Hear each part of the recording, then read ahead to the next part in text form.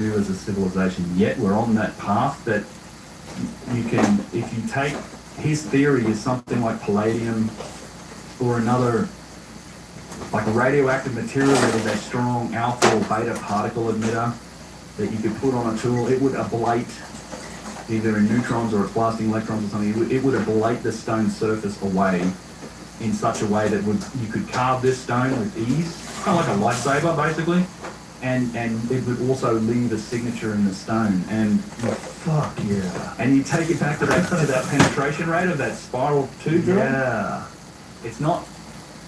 Tai Chi isn't a workout. It's an investment in movement that lasts. Shut the fuck up. How to start Tai Chi. That's not. To that penetration rate of that spiral tube drill. Yeah. It's not. All we can say about things like that spiral tube drill and the other striations and tool marks is, look, it's not. It doesn't seem to be the same thing we do to the stone, and it's certainly not primitive. It's not something you can do just by hand. So, is anybody the cores? Has anybody tested the radioactive levels of the cores? I think I don't know. He might have tested the cores when he was there recently. I'll talk to him. I was talking to him this morning. I can ask him about the core. That's a great question. Because if it was the process, it should show something similar. If that's indeed the process. Look, the other possibility is, okay, they weren't machined with this method, but these were used in some method. The other theory he has that these may have been part of a process for enriching material for some other nuclear use, or they were part of a system that used nuclear material. They had advanced nuclear science somehow or another. That's just too much. It's not too much, but it's too much. It's too crazy. Yeah. It's so crazy. But also, like, when you do see some of the sculptures that look 3D printed, and you go, oh, well, okay, now it kind of at least makes a little sense. Yeah. See, if we knew for sure that there was a cataclysm and a lost civilization, that civilization had achieved some immense heights of technological sophistication in a completely different pathway than we've done in modern times. Yeah. If we knew that for sure, then everything would be so easy. You'd go, okay, well, clearly they were doing something. What were they doing? But instead, we deny that possibility. So by closing off that door, now you're left with nonsense. You're left with sand and copper, and it's bullshit. Dumb. I agree. I agree. I think it's Because something fucking crazy happened. yes. Yes. I think there is that. This is. I try to follow the evidence where it leads. That's all we're doing here. I'm quoting what Max has said about it with this nuclear machining hypothesis. And here's A the lot thing more about study needs to happen. the nuclear machining hypothesis. Sorry to interrupt you, but if you go 1,000 years from now, for sure we're going to have that. Yeah, that's yes. I'd like to put the same context in these arguments forward as well. It's like we just don't. To me, the answer is, we tend to look at the past and it always has to be this subset of what we know, right? Yeah. But it's like if you look at the history of knowledge and technology, give us 50 years, 1,000 years, 50,000. Did you know that there's more out here to the sides that we're going to learn? Right. So that means there are realms of science and technology that we don't know anything about. I think if we were a bit more open-minded about investigating some of these mysteries of the past with some of these inexplicable characteristics, the precision or the machining, the engineering things, how the stone was cut, I think some of those answers could lay in those realms of the unknown. And by being open-minded about them and by investigating them with all of our capability, we might even end up learning something about them, which is what we're doing. Like the base scan project, we are learning the depths of precision in some of the machining aspects of it, and Max is starting to learn, like, okay, there's some weird, like, radioactive characteristics of these things. Let's try and look at more and figure out some more. I mean, we can speculate a bit now, and I want to be clear, this is all very speculative at this point. Lots more testing and data is required to even shore up some of these theories about these possibilities, but the fact remains they are possibilities. Right. And it's also this assumption there's been a linear path Yeah. of progression, always. But that's not even the case today, right? You can go to ancient sites, whether it is in Mexico or even in Greece, and you see really shitty construction right next to the Parthenon. Yep. Right? I mean, Right. the Acropolis and the Parthenon is right next to crappy apartment buildings. They're really close, right? Yeah, yeah. That's Yeah. a decay. That's a you've obviously you can't do. You not. Why didn't you do that? Right. Do that again. Like this. Yeah, it's huge. It's something. There's something weird. There's something weird going on. And this is like 2,000 years ago, where we knew who they were. We know the people. We know they did it. Like amazing precision, amazing construction methods, incredible art, incredible engineering and architecture. Right? Yeah. And Look, I cleaned it.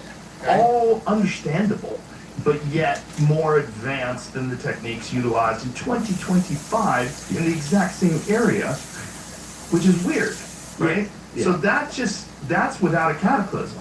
Right. Well, yeah, it's also it's a nice criticism of modern architecture. To be fair. Yeah. I mean, don't even go back 2,000 years. Just go back to like the Gothic era with the churches and the cathedrals. I mean, Jesus, why don't we build like that anymore? Right. Good point. But so you see a decline, at least in craftsmanship, that can be attributed to changing of cultures but this assumption that there's always this linear path of progression, and if you go back, they were dumb.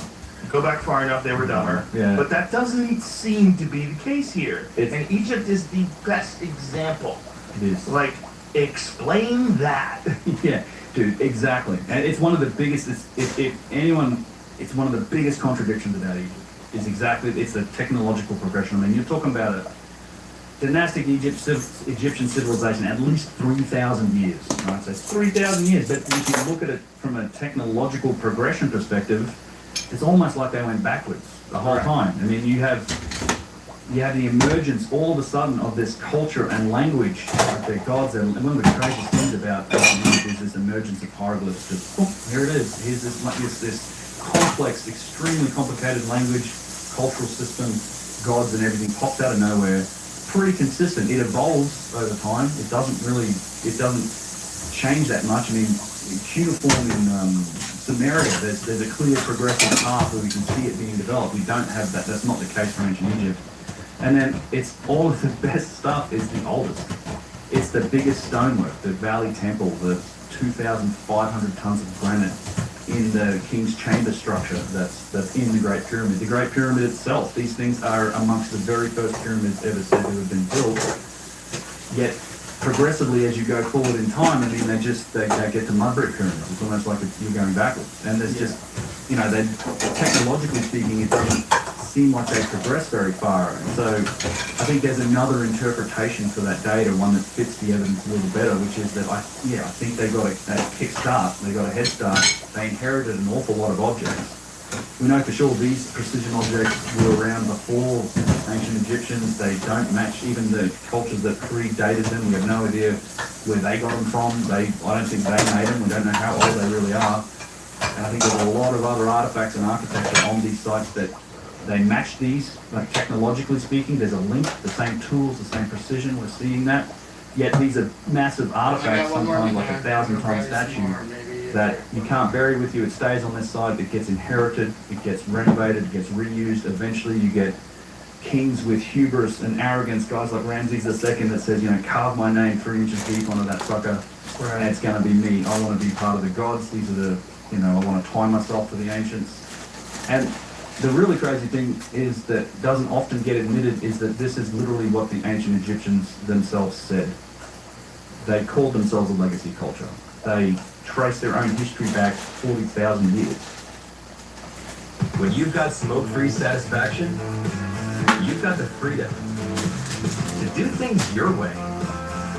Get $20 off 5 cans of Zin. With their own history back 40,000 years. They have a list of kings. They talk about these different eras of time. The Shemsu Hor, the followers of Horus, was this 12,000-year period where these mythical semi-divine beings walked the earth. You can talk about kings and rulers and that, and then before that you have Zep Tepi when the gods themselves walked the earth, and they trace their own history way back into those eras. That's the stuff that I brought up as well. And it's like, what is this? What is this? He got very mad. It's funny. Yeah. I'm reading where I'm listening to the Book of Enoch right now. Okay. Yeah, that's the Maltese thing. Yeah. It's so wild. You're going, what are you saying? Like, gods, the Watchers, came Right. down and mated with women? Mm-hmm. of Earth and created, Nephilim. yeah, the Nephilim. Like, what are you saying? Like, what were you trying to say? Thousands of years ago when they wrote this down, Yeah. and you know, and the version I think that we're getting this from is from the Dead Sea Scrolls. Eleven. From Qumran. I mean, So, So how long did they write it down before that? Like, how long did they discuss this? How long ago did this happen? And what are you saying? Like, what were they trying to record? Yeah, it's. I And mean, why does it match up with what they're saying in Egypt? The gods walking amongst us? right? Yeah, it goes to some wild places. Swirly. I know. It Yeah. gets so squirrely, and that's where you get into the alien camp. Well, that 40 meter tic tac shaped metallic object. Yeah, what is that thing? Well, And what kind of metal? we don't know. Imagine if it's titanium. Could be. He said it didn't match any signature that he'd seen before. That's crazy Dude, in and of itself. It's one of the things I'll remember always about when you were sitting here talking to Bob Lazar, and he said that some of those craft came from archaeological digs. I mean, it's a part of his story. There's long been rumors of this type of stuff in under the ground in Egypt. I'm not saying that's what it is, but this is what Tim That said would about it. be amazing. It would be. If there's a UFO down there, all layers converge at a central corridor or avenue, like the atrium of a shopping mall, where you can see all floors from one vantage point. My personal interpretation is that this entire hall was constructed to house a centrally positioned, freestanding object about 40 meters long. The central object is hard to classify. It appears metallic, not stone or wood. I named it Dippy after the giant Diplodocus skeleton in the Hintsey Hall of London's, did I say that right? Yeah, hints, I think. Hints Hall of London's Natural History Museum. It could be anything. Its shape resembles those Tic Tac hard mints. It might also be an upright disc or even a colossal Shen ring. And what is a Shen ring? It's like a cartouche. You know, Oh, that okay. thing around the cartouche. Oh, wow. Big object alone raises profound questions. How did it get there? Why is it there?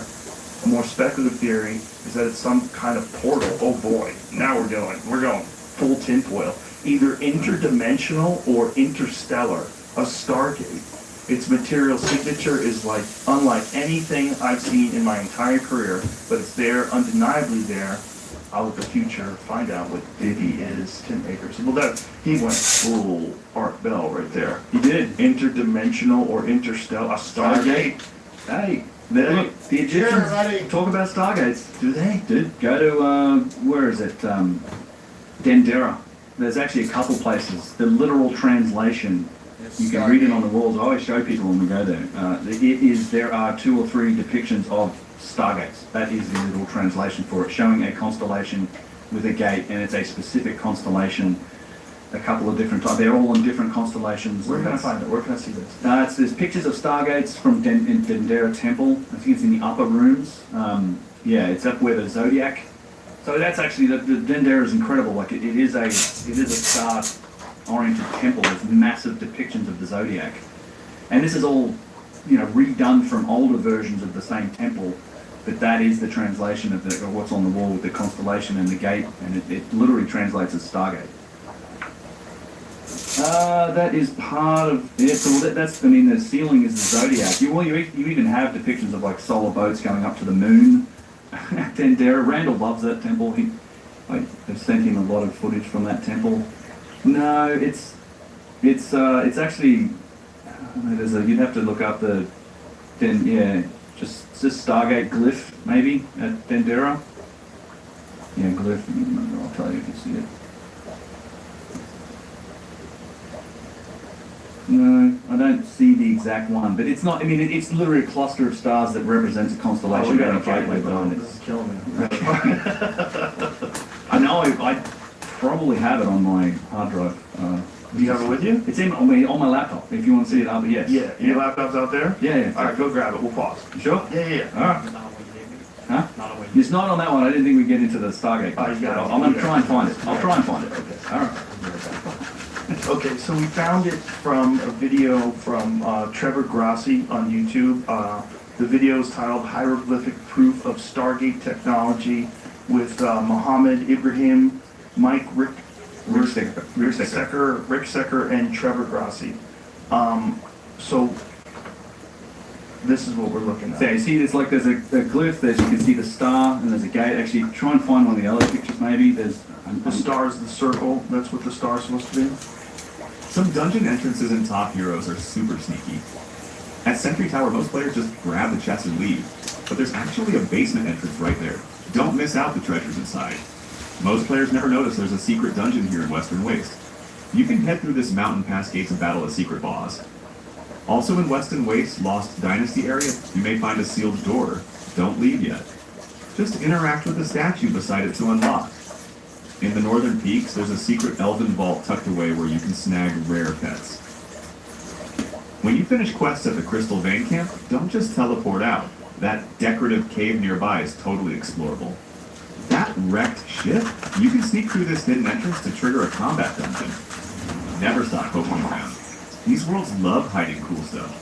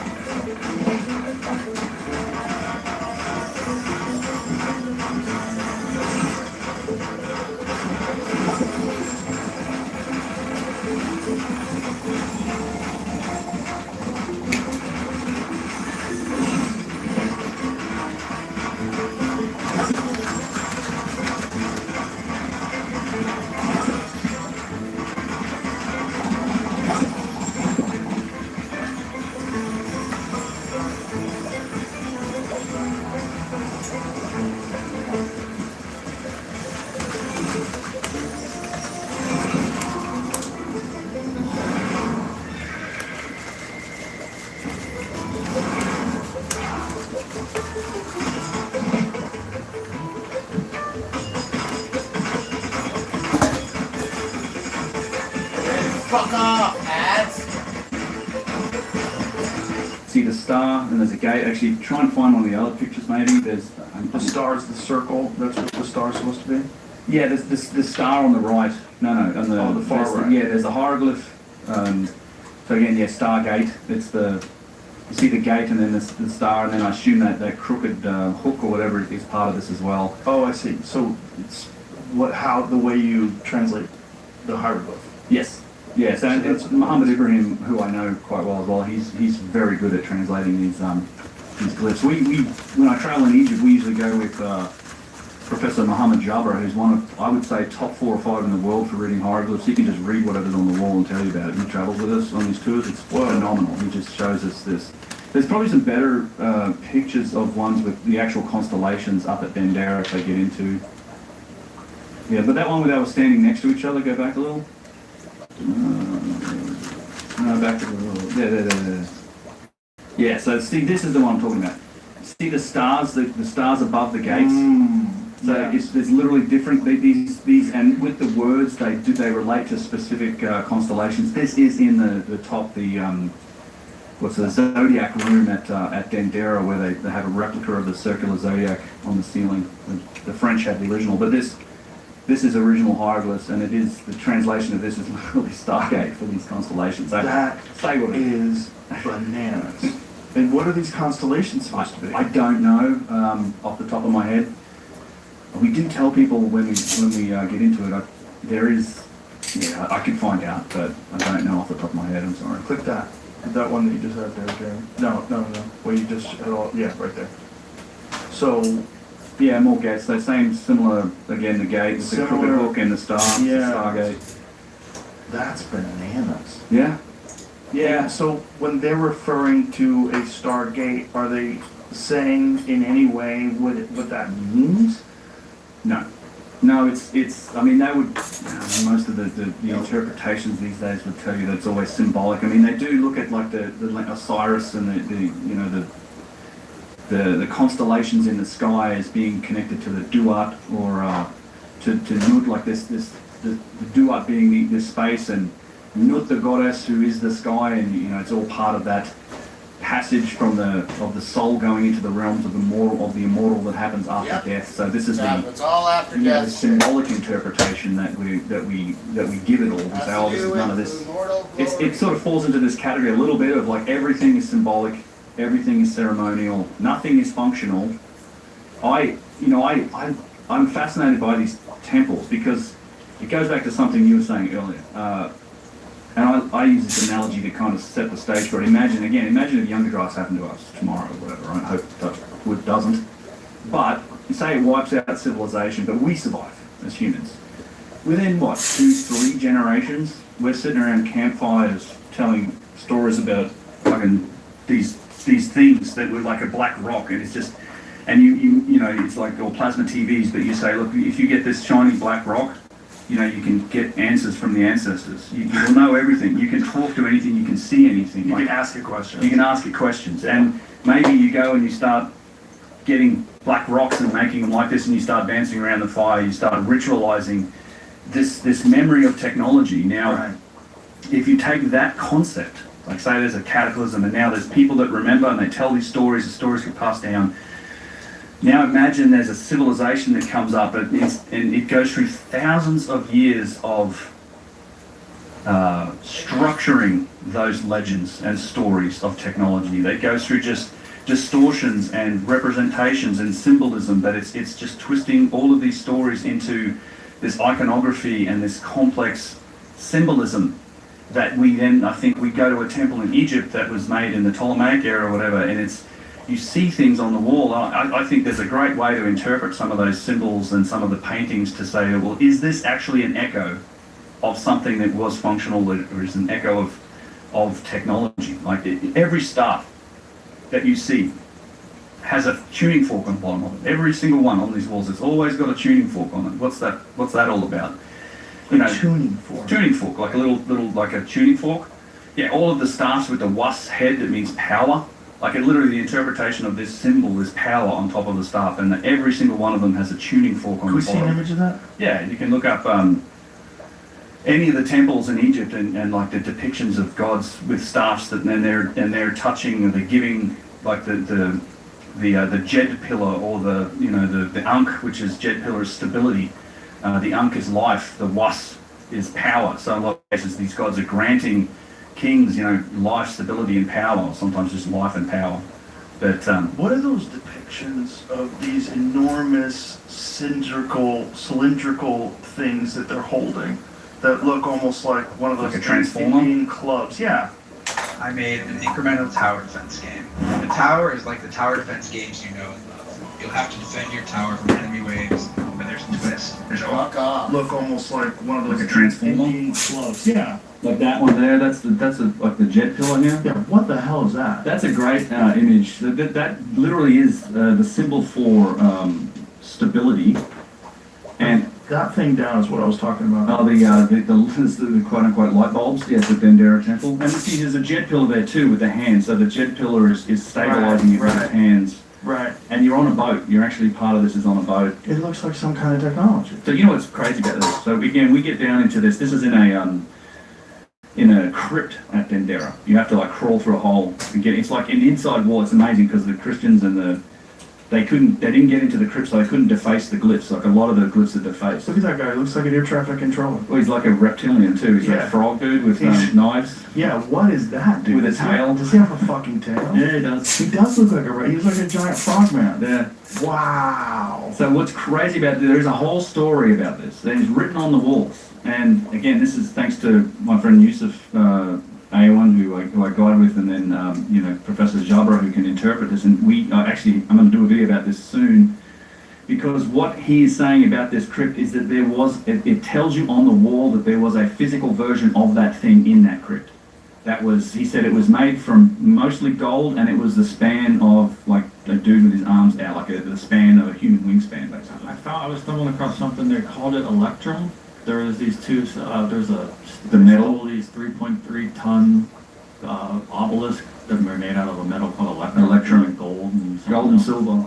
Yeah, Electrum's gold. So they definitely used gold and silver. A lot of the obelisks had Electrum Which tips, is they think. great for conductivity. Oh, it's fantastic. Yeah, I mean, which is really the only good reason to have it other than looking good, Right, yeah. other than balling.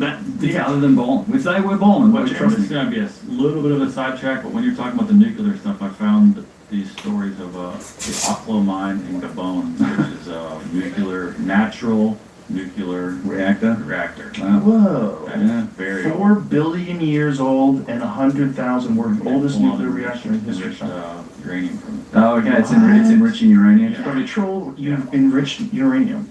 Yeah, imagine if Whoa. It's in Africa, so I don't know if that was the only place they've ever found. That makes sense, right? And In then, Africa. is there something like that in Afghanistan where this stone came from? Oh, the lapis lazuli and everything else. Yeah. I don't know. I mean, I assume that I wouldn't be surprised if that sort of thing is happening somewhere in the massive uranium in Australia either, because that's like one of the world's biggest uranium deposits. I imagine if it's enough mass, I think it's uranium 238. They're trying to 235 to get to 238, or the other way around. But if there's enough mass and neutrons hitting each other, it might be enriching it somehow. I think that's probably what's happening there. I'm no nuclear scientist, so I'm say the wrong thing. Let's go back to those hieroglyphs, Jimmy. Yeah. The lizard guy, the frog guy, or whatever that reptilian thing is, that freaks me out. Oh yeah, it's stuff of nightmares at times. It's kind of weird. Because that's, one of the things that the weirdest, the weirdest stories when they start talking about aliens is the different types that visit. Right. And that one of them is a reptilian species that are the most creepy to deal with. Which makes sense. So the same thing. It would be. Yeah, I mean that Just like reptilian brain. reptiles on Earth. Chickens are assholes. Right, they are. And so are Komodo dragons. And the idea that somehow or another they could eventually reach incredible levels of technological sophistication and intelligence. We kind of rule that out, but look, there's clearly primates that are way dumber than us, right? Oh, for sure. So why do we assume that it's only primates that reach an incredible high level of sophistication when we know that crows, which are really fucking close to dinosaurs, crows, super smart, like smarter than most kids. Yeah, problem solving smart. Yeah. Yeah, you can't. Yeah, I don't think you can't put a restrictor on what evolution might produce. Not at in all. any of these. Especially when intelligence is being exhibited by things that are really close evolutionarily to reptiles. Yes. Yeah, and that would just be, you get to that, like, just lack of empathy, just that reptilian brain, it's just aggression, and, like, everything that's not us is the enemy. That's the mindfuck of smart dinosaurs. Oh, yeah. I mean, that was in Jurassic Park, right? The raptors, they were Clever super girl. smart. Yeah, Yeah. they were smart. Which, makes sense. Yeah, it's that whole pack, the But instinct. the idea that we were visited by intelligent reptiles is fucking bananas. Look, it was the alien, I don't often address it, but I put it firmly in the realm of like, I think when you look at the vastness of space and the length of time, the fact that we're just this crazy, there could have, massive civilizations galactically could have risen and fallen a million years ago, and we just weren't part of it, and that's literally a blink of the eye in those sort of time frames. It's not surprising, just the Fermi paradox, right? Like, how come we haven't got like firm proof or anything, even though people will say we have, but it's like, yes, it's the length of time. Like, we can rise and fall, that span of a million years is just nothing on those time scales. You can, whole species can rise to massive prominence and then just be nothing but dust at the end of that period of time. Yes. And you got to try and do that across, 14 billion years, and even that's in question now, because the James Webb Telescope seeing stuff that's supposedly way older than that now. Right. Yeah, kicks in. Did you get that? Was it good?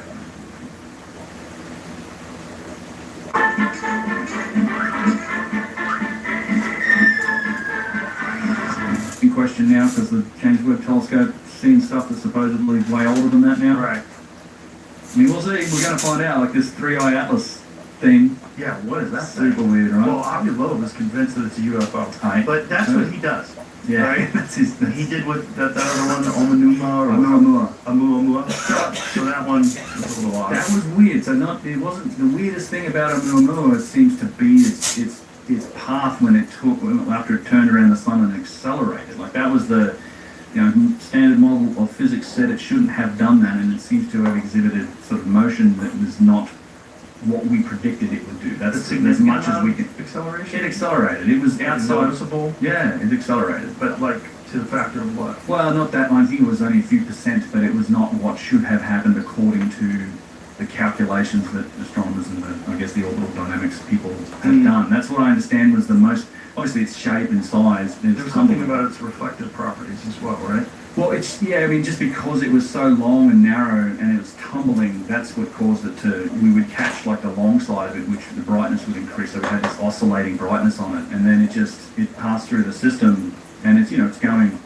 whatever, 87 kilometers per second or whatever it was, huge velocity, enough to escape the gravity of the sun, but it accelerated that's what I understand it did. It accelerated where it shouldn't have.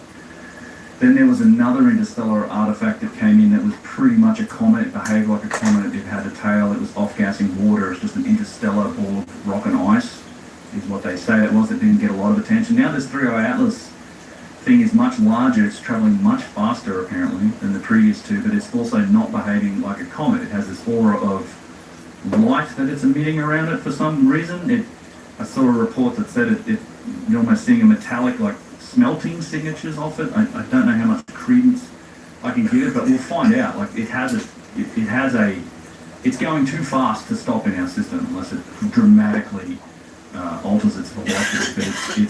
But it'll pop out. We'll lose it on the other side of the sun, but then we should see it again on the way out. So we'll know one way or the other if it actually is going to, if it changes behavior. I mean, what's he put it? I put it like 40, 60 or something. Artificial to natural, but really, dude, it's so funny. I'm into Warhammer 40k in a big way, and it's just like, I'm like, okay, we're going to be joining the Imperium here soon, boys. So, all hail the Omnissiah. That thing might be a Mechanicus vessel, I don't know. If that's how they travel, I'd be very disappointed. They just shoot through the sky. Well, it takes months. But if it slows down, I know, but I'm looking for portals. I'm looking for, an advanced civilization that visits us. I don't want the advanced Vikings. Right. I want the advanced scientists from the 21st century. They'll kill you. You know what I'm saying? I mean, the ones who come fast on a burning spaceship, they're the dangerous ones. Because they're probably, they're probably the warlike conquerors, the ones who are going to rob us of our minerals and force us into slavery. You know what I mean? Yeah. That seems like, if that's how you're rocking it, you're still doing it the way we do it, where you have something thrusting you insanely fast through the cosmos. Yeah, I get it, yeah. Do you know that, like, the whole dark forest thing, like the dark forest theory? No, what's that? So this came out of, it was the three-body problem. Great series of books by a Chinese author got turned into a TV show. Network show. It's a great show. The books are phenomenal too, and it's just, but it's this idea that, look, we shouldn't be making noise. It's like, imagine you're a hunter in a dark forest. So it's just, you're out there, you know there might be other things out there, and it's this like a philosophical engagement of like, what should you do? Should you light a fire and make a whole bunch of noise in the dark forest that's full of it's full of predators. You don't know where they are. They don't know where you are. You don't know what they are. What's your behavior? What should you do? Should you see another predator? What should you be friendly? What's the risk to you to do it? And these could be like, you could be there with a bow and arrow. This guy could have a tank. The other guy could have some other energy weapon, whatever. You don't. There's massive differences in capability and scale, and pretty much every scenario works out to like what you should do is just be quiet, and if you see something, you should eliminate the threat. That's kind of the way it goes in the dark forest. It's like, it's too risky to reveal yourself. You should basically eliminate that threat if you can do so safely. And you apply that to kind of the galaxy, and to some extent, I feel like we're the equivalent of like a baby in a cot that's screaming around a roaring fire, because and there's, leopards out there. Right. And, because we're just like sending these signals out into space for 100-something years now. Well, and we just hope, hey, we're friendly, please. Well, you have to hope that something is so evolved that it's gotten past war, and it's gotten past the way we behave. And so we're hoping and assuming that Space Daddy, Space Brothers. Yeah, that Space Daddy, Space Brothers will be benevolent and wise beyond our imagination, and that they will come here and want to take care of us and give us information and hook us up. That's my response. I had this discussion. I've had this discussion a few times, and my response to a lot of that is, well, we can take nature. What happens when we take nature? Let's look at the apex predator, whether it's in the sea, in the air, or on the land. Apex predators don't tolerate competition. They don't suffer any attacks. They don't. I mean, we just dominate. Like if it's in your way, it's inconvenient, you kill it. If it has something you want, we take it. If those bees have honey, we take it. Like it's just, there's no, we're not like helping them. You know, we're not like trying to teach the dolphins how to talk. Like there's still parts of the world where we're just eating them. You know, like I don't know, nature suggests that apex predator, but maybe we're just, I think this is the other element that you're saying, is maybe evolution leads you past those primal nature at some point. The territorial primate instincts that we exhibit, like hopefully one day, because clearly we're on a pathway to that, right? We're clearly much kinder now, at least locally. You know, if you don't live in Gaza, you know what I'm saying? Right, yeah. Like, you know what I'm saying? Like if you're in the middle of a war zone, you're like, what are you talking about? This is as bad as it's ever been all throughout human history. It's the same behavior exhibited over and over and over again. What we want is aliens that are 1,000,000 years more advanced. We don't want aliens that are 1,000 years more advanced. Because they might be just like us, but way better. That's what we don't, right? Because as soon as we start going into the cosmos, if we venture into the cosmos in 20 years, we're going to be the same animal. If you don't know where to start in Top Heroes World, the Springland is a great place to start. There are local enemies and villages with free healing wells. As soon as we start going into the cosmos, if we venture into the cosmos in 20 years, we're going to be the same animal. Right? We're not going to be significantly different unless we integrate with technology and remove the ego and emotions. Yeah, mushrooms. Well, no, emotions and stuff. There's maybe mushrooms help us get too. Sure. Emotions, all the things, the human reward systems that exist that we currently struggle with. We would be the same way if we just think of what we justify on Earth in terms of destruction of habitat, of native species, animals that we kill, all the different things that we do on Earth, factory farming.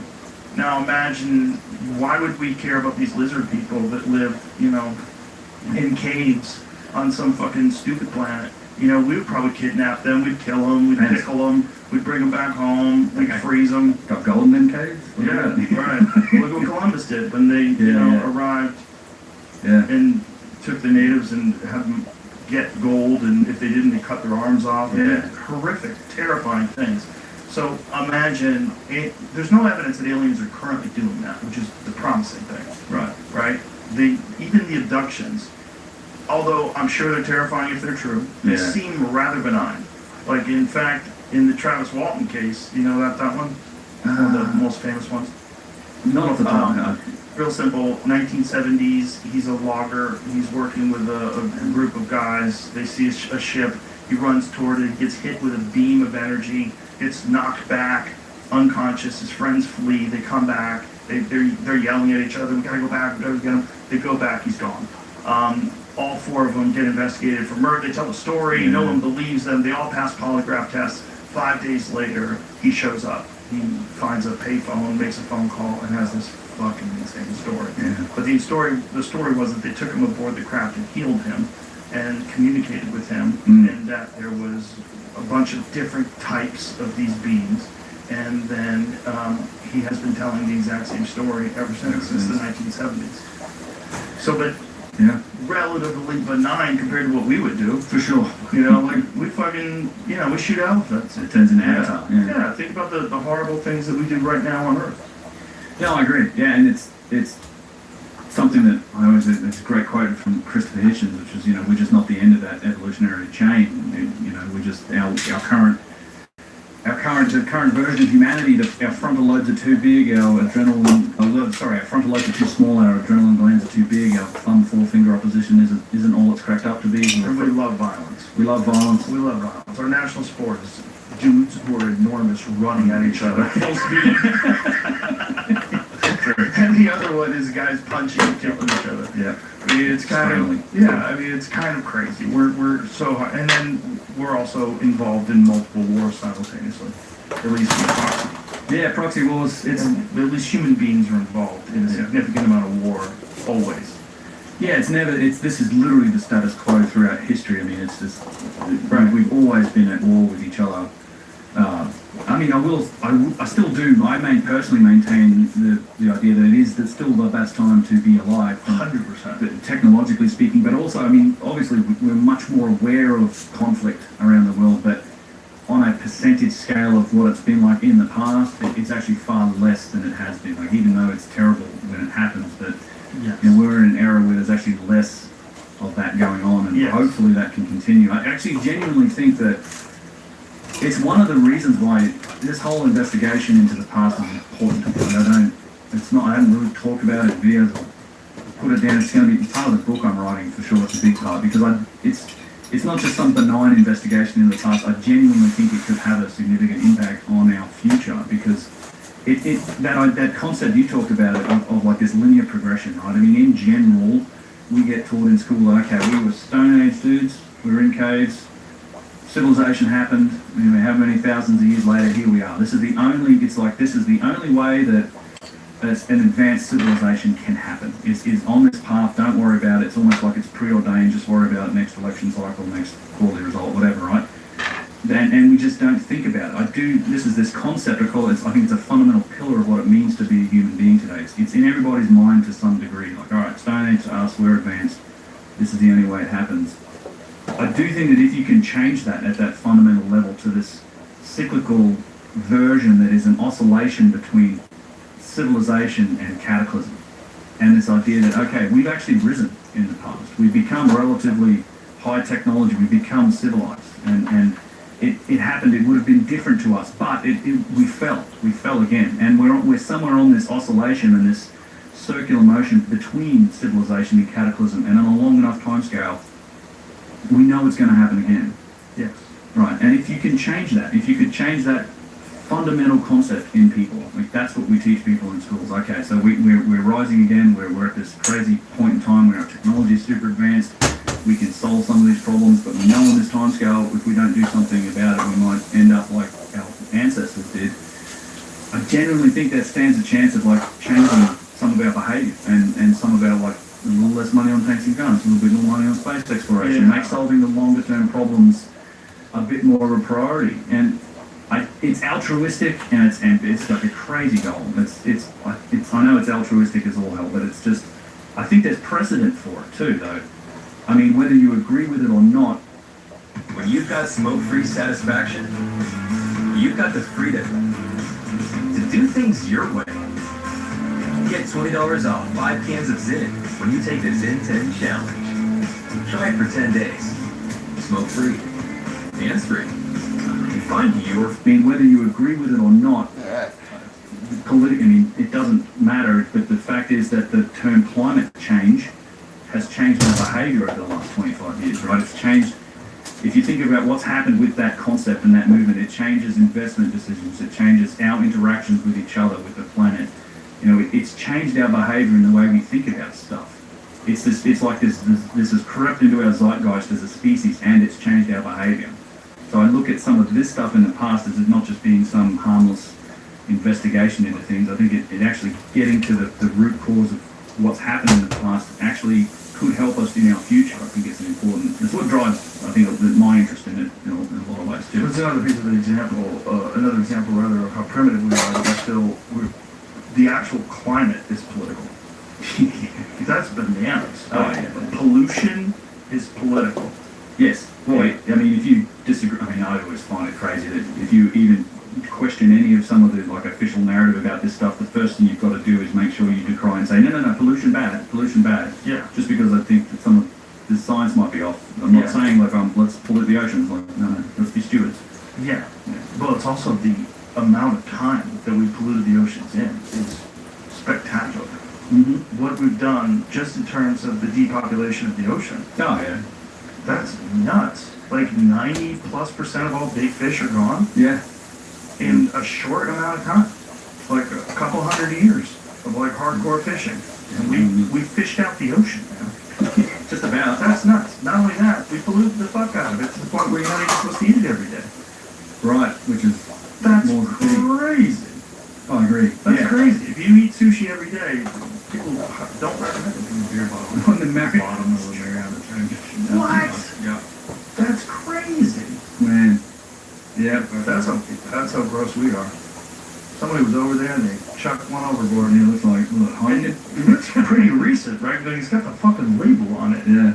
Right? The label hasn't even eroded. Challenge it deep. If it's that recent, like covered in sediment, you know what I mean? Yeah, The surface covers things up and moves over time. It probably won't be there forever. It probably won't be sitting on the surface like that. Floating around. Oh, wow. Yeah, maybe. Oh, right. Somehow. Oh, it's, wow. It should sink, I would imagine. Unless there's some sort of a downward or upward current. Yeah. Yeah. That's crazy. Man. Yeah. Sushi every day.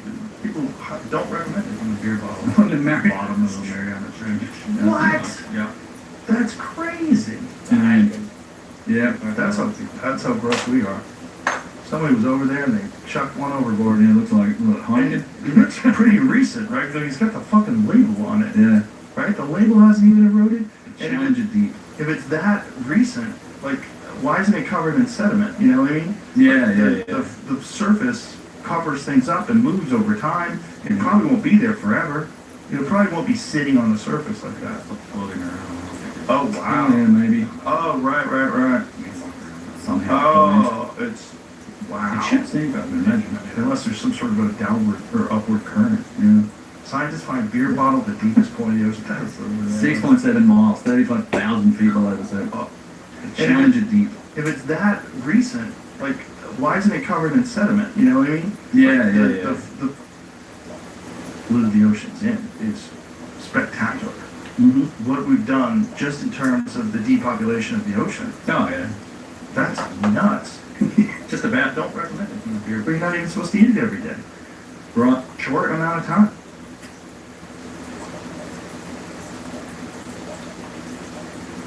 Like a couple hundred years of like hardcore fishing. And we fished out the ocean, man. Just about. That's nuts. Not only that, we polluted the fuck out of it to the point where you're not even supposed to eat it every day. Right, which is That's more than fitting. crazy. Oh, I agree. That's Yeah. crazy. If you eat sushi every day, people don't recommend it. On the beer bottle. On the Mariana. Bottom of the Mariana Trench. What? Yeah. That's crazy. Man. Yeah. That's how gross we are. Somebody was over there and they chucked one overboard. Yeah, it looks like, what, And Heineken? it looks pretty recent, right? Because he's got the fucking label on it, Yeah. right? The label hasn't even eroded.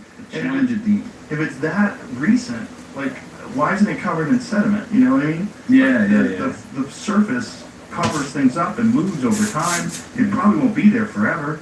It probably won't be sitting on the surface like that. Floating around. Oh, Oh, wow. yeah, maybe. Oh, right. Somehow. Oh, it's, It wow. should sink, I would imagine. Unless there's some sort of a downward or upward current. Yeah. Scientists find beer bottle at the deepest point of the ocean. That is 6.7 miles, 35,000 feet below the surface. That is. How does it not implode, but that sub does? Well, you know, yeah. Oh, yeah, there you go. Yeah, right. Yeah. Wouldn't last long into the capital, that's for sure. But, yeah. Yeah, I don't want to go down there. Like, Fuck all that. yeah. Yeah, I'd rather watch a video. Not only that, they were watching a video. That's what's even crazier. Yeah. You go all the way down and you're watching a screen. Yeah. It's not like there's a window. You can't have a fucking window. It's No, TV. exactly. Yeah. Yeah, like one little, or just there's one just giant thick thing at the front. And kind of like, Imagine the freak out of being at the bottom. James Cameron knows. I mean, he wouldn't count it. Yeah. Not for He me. went there by himself. I know, it's crazy. In that, yeah. In that, he did it right. I guess.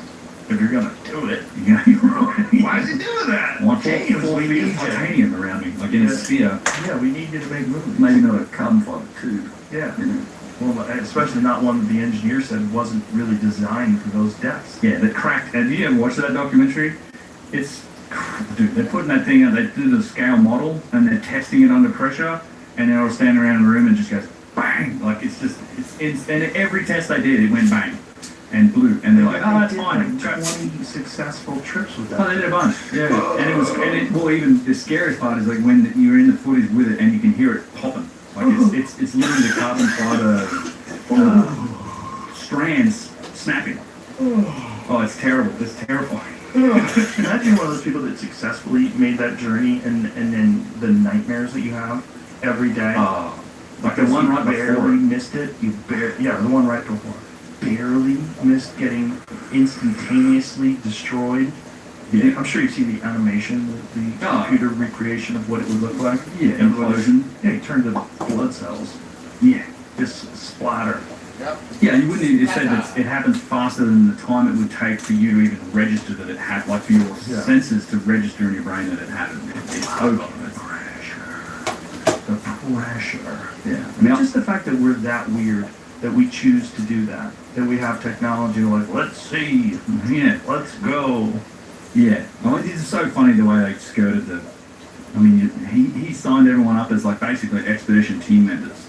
That's how they got around. I'm not selling seats for this.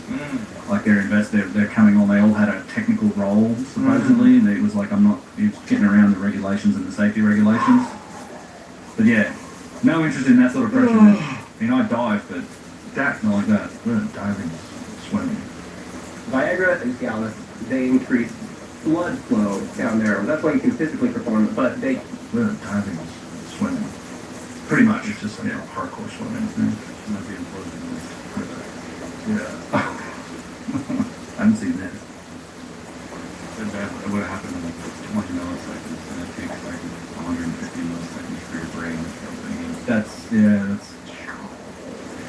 Yeah, no, thank you. Oh my god. Why does this freak me out so much? It's because our guy went on with his son. Yeah, it's a terrible story. I mean, it's just... Why? I wish I was friends with that guy. Like, dude, Yeah. no. It's not the place I'd want to explore. Like, there is some stuff off Cuba, they say that's, they reckon pyramid, it's kilometers deep in the ocean. But I've seen that. I've seen internet videos. Yeah, on it. imaging. Yeah. But I did dive, we were in Alexandria, I dived on the lighthouse. So there's, and actually there was a news article just the other day about the Egyptians were pulling like more stuff out of the water there at Heraklion at the lighthouse of Alexandria. Quite an interesting story. And we were in Alexandria, dive in the Mediterranean on the Egyptian side. And, There it is. I mean, it's amazing. There's massive columns and massive megalithic blocks in the water from when that the Alexandria. lighthouse, it fell down or it collapsed. There was an earthquake. And so you're in the water, but you're diving over like megalithic blocks like these and huge columns. It has a history that stretches back too, right? It's the megalithic stuff is what's associated with the very earliest periods of building. All the stuff that happened later is typically not that big. But yeah, this is That's actually... what's nuts. That's what's nuts, is that the older you go, the bigger the stones are.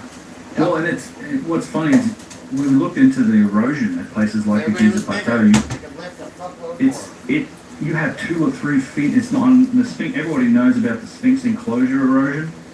But you look at places like the Pyramid Temple of the Middle Pyramid. There's some of the blocks on the Great Pyramid, the casing stones that are there that we can see now that they've taken the boat museum away. And up and down the causeway, there is limestone blocks with up to 2 feet of erosion. Like it's these waves. I think I had a directory on that drive with the erosion on it. And you have to juxtapose that against all the other stuff they say is 4th dynasty, right? So right next to the Valley Temple, there is another structure that's built from small limestone blocks. Doesn't have any erosion, not like the Valley Temple does. The Western Cemetery that's behind the Great Pyramid is beautifully made. It's smaller limestone blocks. It's apparently older. So yeah, here's a good example. This is the mortuary or the Pyramid Temple. So you can see where the face of that block originally was, but it's been eroded in like up to 2 feet in places. There's huge amounts of erosion that you can find in a lot of places at the Giza Plateau. Yet at the same time, you have what is said to be contemporary structures, said to have been built roughly in the same time. Sometimes they say they're even older, that have just no erosion at all, made from the same stone, made allegedly by the same people. And what force did they attribute that erosion to? Well, it's wind and sand, right? That's what they will say. Look, this is just regular weathering. And here's the crazy thing about these structures. They're like, this was also cased in granite. These are the inside blocks. So this structure was fully cased in like 4 feet thick granite blocks. And that was stolen and taken. But it would have protected this stone from erosion for however many thousands of years. You find that there's another picture in here of like that's so there. Like, see, this is said to, like that picture I just showed with the heavy erosion, that's where the arrow is at the Pyramid Temple. No, back to that one, yep. So that deep erosion's at that Pyramid Temple. This one wall to the right, they say this is older than that. And that this has never been cased in granite. That other stuff was cased in granite. it's megalithic. There's a block in that complex that's 450 tons, and it was cased in granite. Now, there's been studies, right? So we know how long it takes to weather limestone. There's been a bunch of studies. The government departments have studied it. They put limestone blocks on the top of a building in Washington, D.C., and a government department studied it over 11 years. There's endless cemeteries with conveniently carved and dated limestone pieces in the form of headstones that you can measure. So you can go, okay, this was carved in whatever year this guy died, and as you can measure it and over time get a sense for like what's it take with rain, with wind. We've done studies of like, all right, we put these blocks in a river and we let it wash over, like a very highly erosive environment where we've got running water running over the stone, and how long it takes to erode. For some of the erosion that you can, if you reference those studies for this type of hard limestone, to get 2 feet. Ooh, you playing Marvel Strike Force? Here we are. All right, best villain in the game. Go. Erosion that you can, if you reference those studies for this type of hard limestone, to get 2 feet of erosive wear on those blocks, just with regular wind, weathering, and this is in places that have a lot more rainfall than Giza. You're talking dates from like 60 to 122,000 years to get that much erosion on it. I mean, and I think that's in a more erosive environment than what the desert is. What? Yeah. So yeah, that's it side by side. So you have. Literally, they'll tell you that thing on the right is older. This was built by Khufu. This is supposedly Khafre, his son. But it's completely different. So this is that Taylor to Industries thing as well. But they attribute all this to the same people. But you can baseline this because it's the same stone. It's at the same elevation level. It's supposedly the same age. The differences are in the construction. Like it's megalithic, and a lot of this stuff was encased in granite. This is the Sphinx Temple down at the other end of the causeway. Same thing.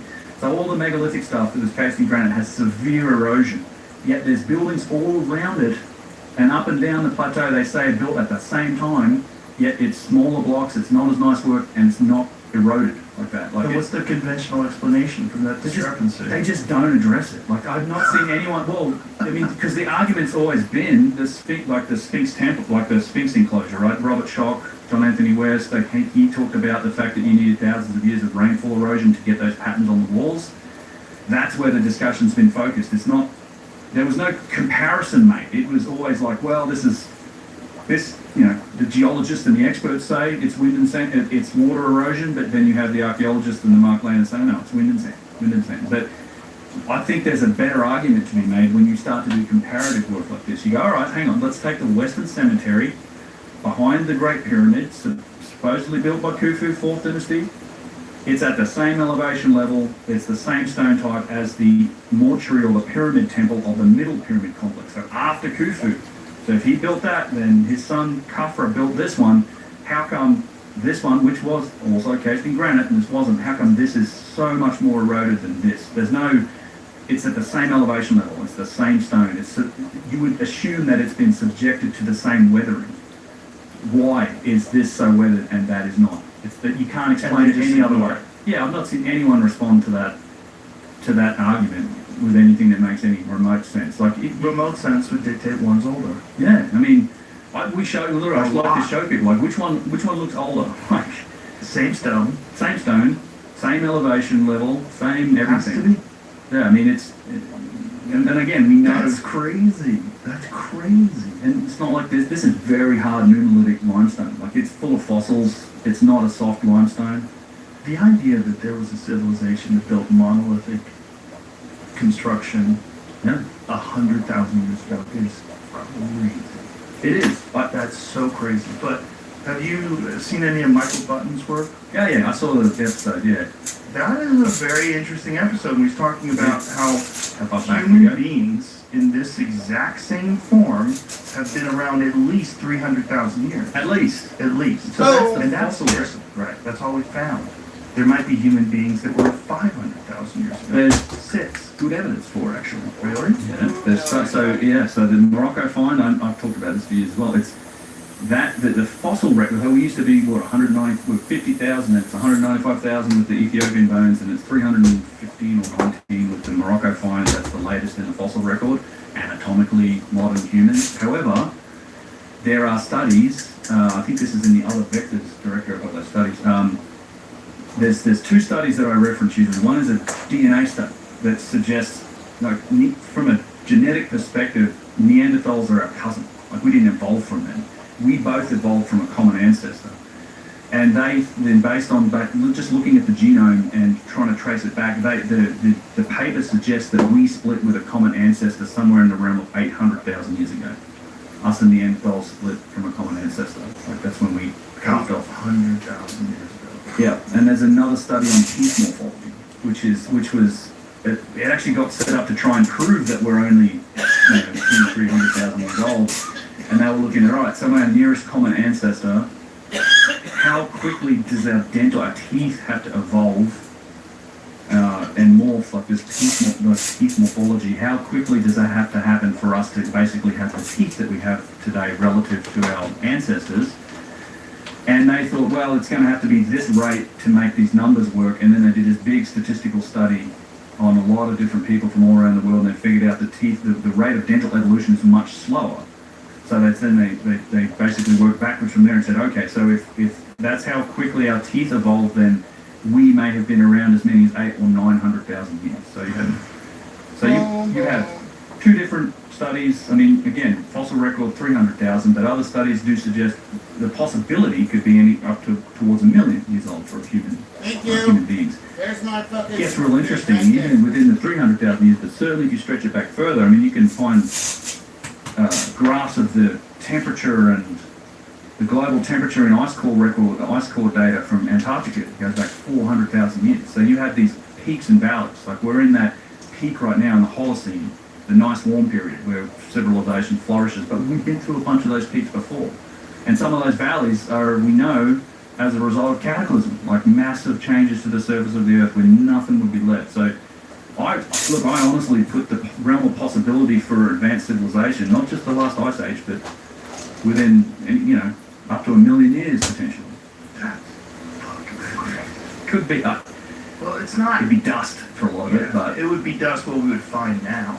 Yeah. But it's not. But that's what Michael Button's argument. When you're dealing with anatomically similar human beings, or anatomically exactly the same creature.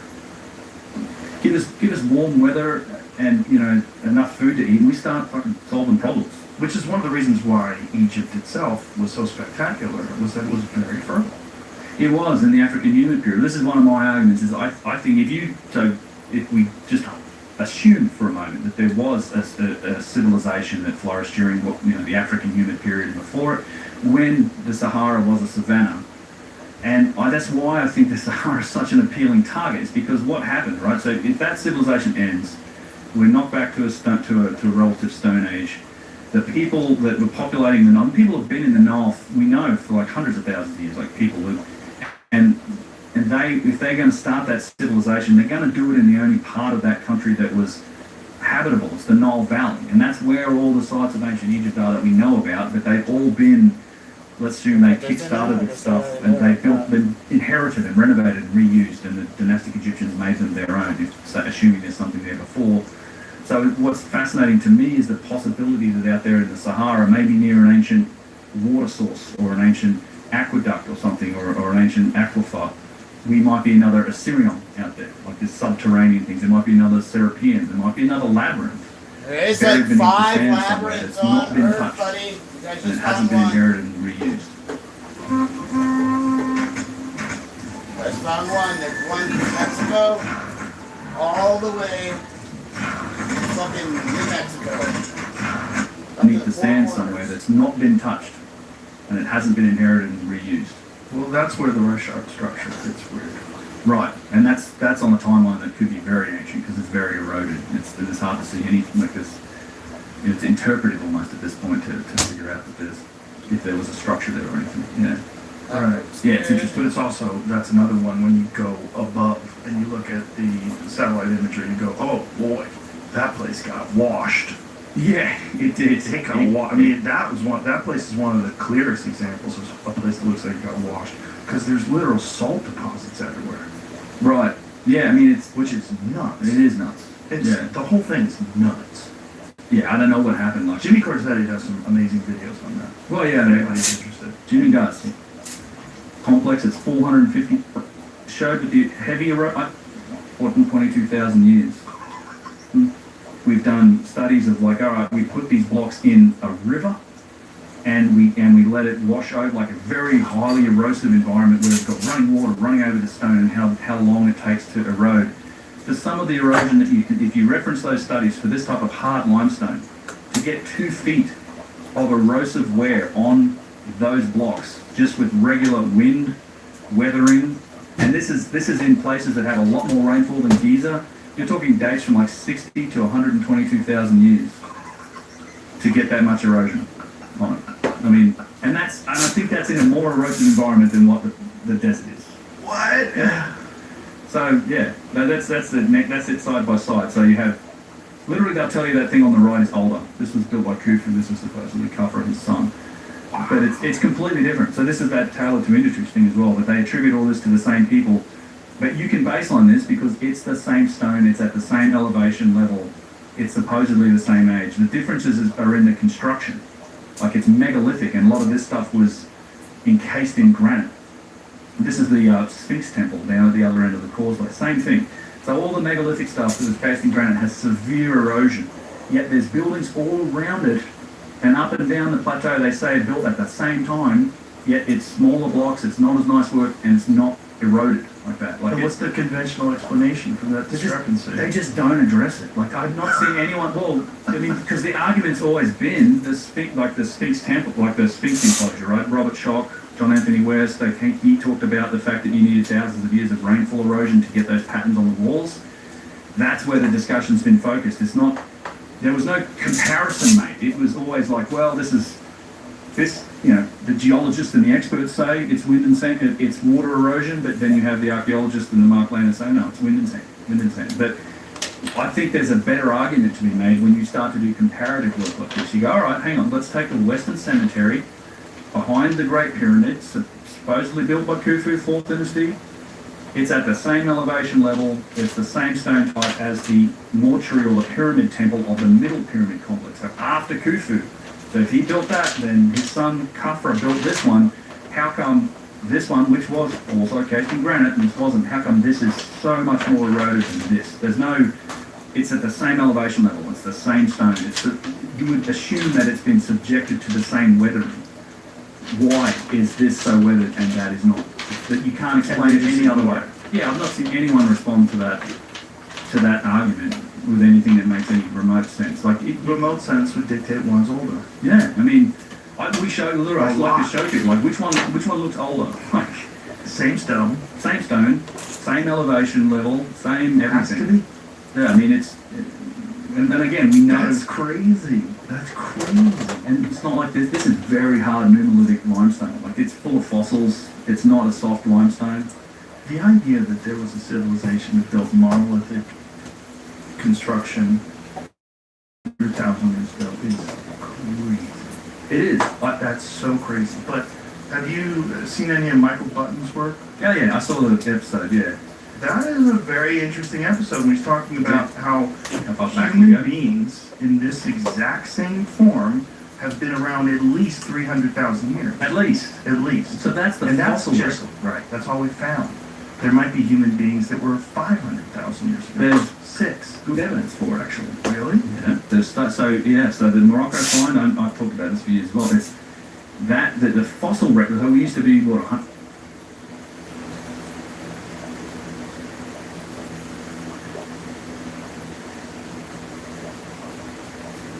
work? Yeah, I saw the episode, yeah.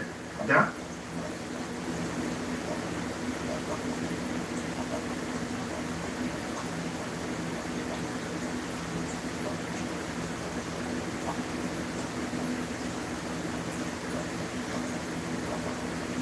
Limestone, like it's full of fossils. It's not a soft limestone.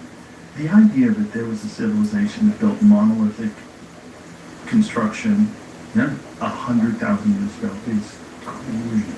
It is. That's so crazy. But have you seen any of Michael Button's work? Yeah, I saw the episode, yeah.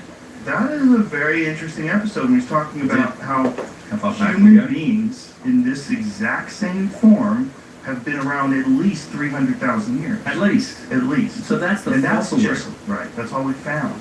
There might be human beings that were 500,000 years ago. There's 6. good evidence for it, actually. Really?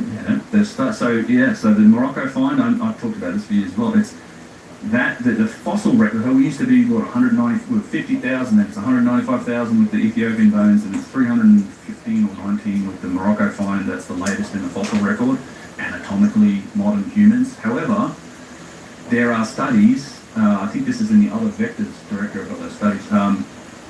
There's 2 studies that I reference usually. One is a DNA study that suggests, from a genetic perspective, Neanderthals are our cousin. Like, we didn't evolve from them. We both evolved from a common ancestor. And they then, based on just looking at the genome and trying to trace it back, the paper suggests that we split with a common ancestor somewhere in the realm of 800,000 years ago. Us and Neanderthals split from a common ancestor. Like, that's when we carved off. Yeah, and there's another study on teeth morphology, it actually got set up to try and prove that we're only, 200,000-300,000 years old, and they were looking at, all right, so our nearest common ancestor, how quickly does our teeth have to evolve and morph, like this teeth morphology, how quickly does that have to happen for us to basically have the teeth that we have today relative to our ancestors? And they thought, well, it's going to have to be this rate to make these numbers work. And then they did this big statistical study on a lot of different people from all around the world, and they figured out the rate of dental evolution is much slower. So they basically worked backwards from there and said, okay, so if that's how quickly our teeth evolved, then we may have been around as many as 800,000 or 900,000 years. So you have. Did you know there's a way to drink ice cold water that can melt away all the fat stored in your belly? But be careful. This recipe nicknamed the Japanese. So you have 2 different studies. I mean, again, fossil record 300,000, but other studies do suggest the possibility could be up to towards 1 million years old for human beings. It gets real interesting, even within the 300,000 years, but certainly if you stretch it back further, I mean, you can find graphs of the temperature and the global temperature in ice core data from Antarctica. It goes back 400,000 years. So you have these peaks and valleys. Like, we're in that peak right now in the Holocene, the nice warm period where civilization flourishes, but we've been to a bunch of those peaks before. And some of those valleys are, we know, as a result of cataclysm, like massive changes to the surface of the Earth where nothing would be left. So I more possibility for advanced civilization, not just the last ice age, but within, up to 1 million years potentially.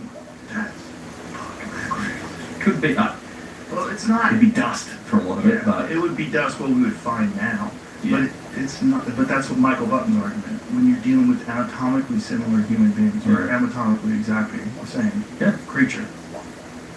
Give us warm weather and enough food to eat, and we start fucking solving problems. Which is one of the reasons why Egypt itself was so spectacular. Was that it was in the African human period. This is one of my arguments. Is I think if we just assume for a moment that there was a civilization that flourished during the African human period before it, when the Sahara was a savanna, and that's why I think the Sahara is such an appealing target. Is because what happened, right? So if that civilization ends, we're knocked back to a relative stone age. The people that were populating the Nile, people have been in the Nile, we know, for like hundreds of thousands of years, like people that.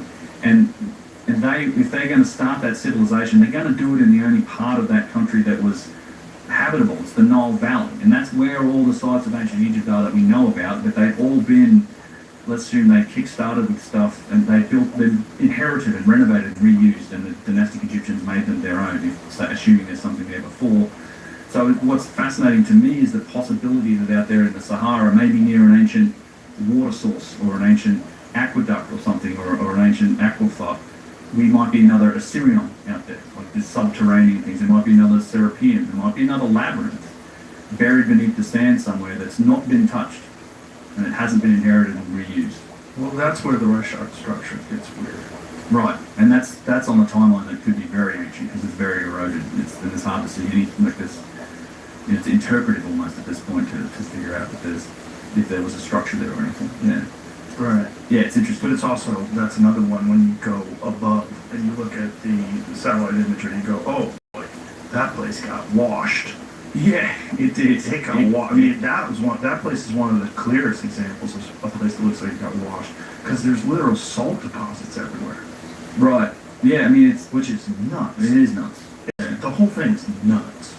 Yeah, I don't know what happened. Like, Jimmy Corsetti does some amazing videos on that. well, yeah, If anybody's interested. Jimmy does. And You do as well. Jimmy's awesome. Yeah, that seems like it could be one of the places to look. I mean, actually, Michael Donnellan is an interesting talk about Nolan Burrows and that same satellite scan company. There's a guy named Michael Donnellan who's been working. He was working with them, still is.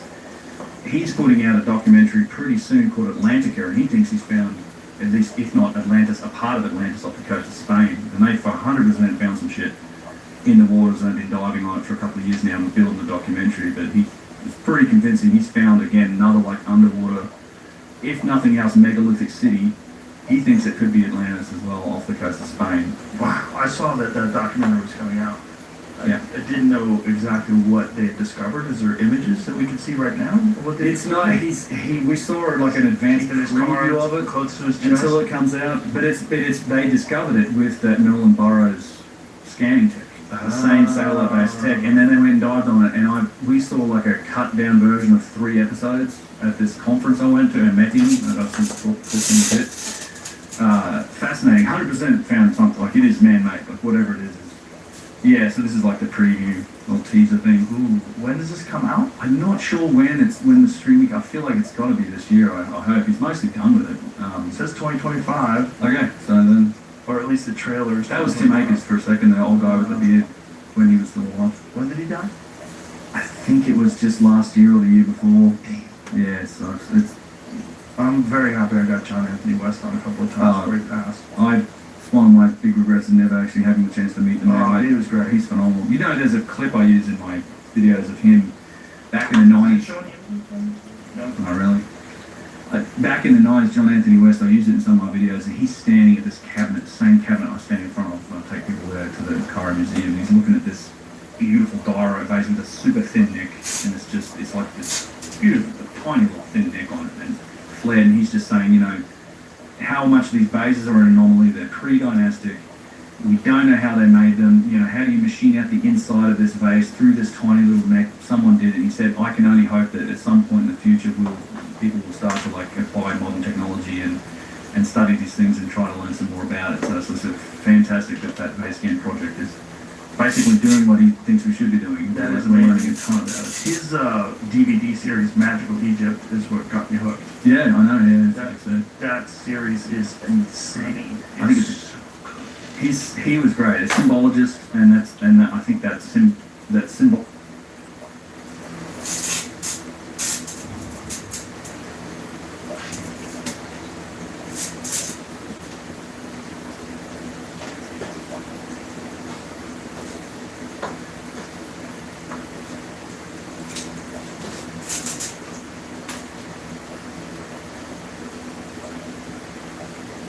Jonathan Anthony West, guide to Egypt.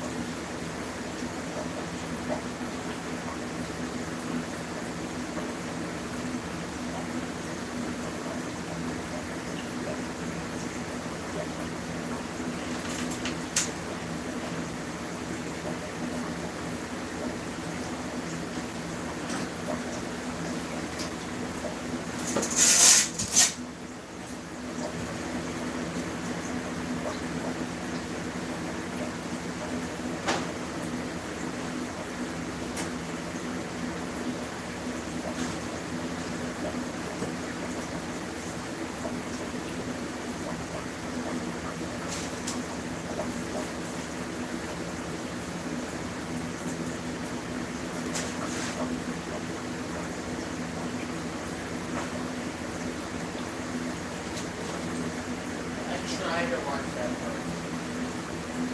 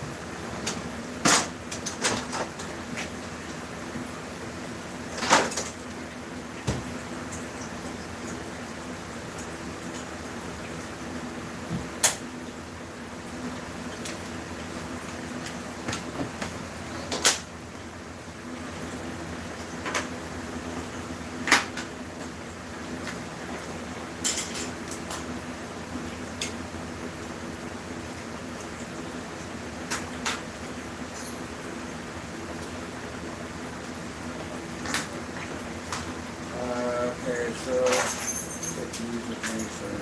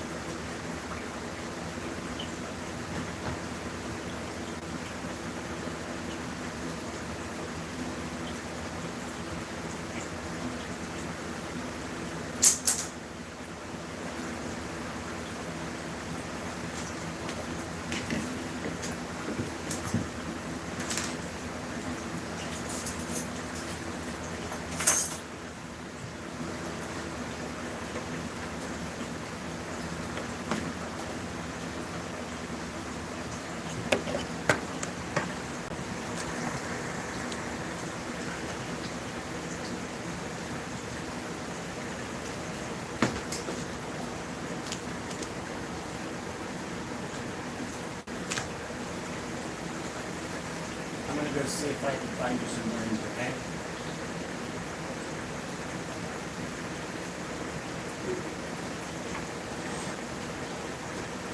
It might be a day or two.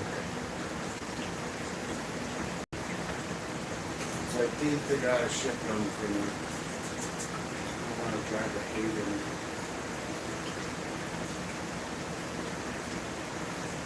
And clear to Idaho with black worms. I do, I'm buying a fucking bucket. Fucking 50 bucks in worms, we still not.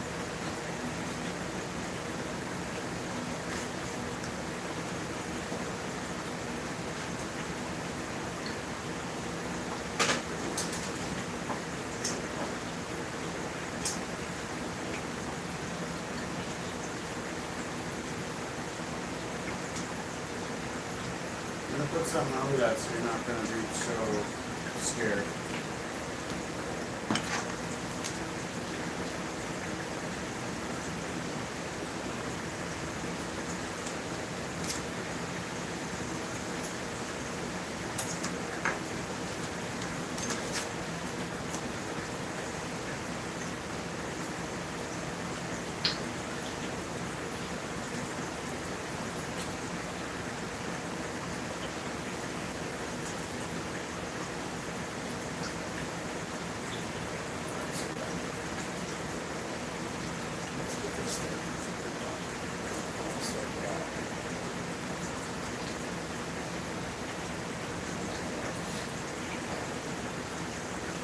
Not my water.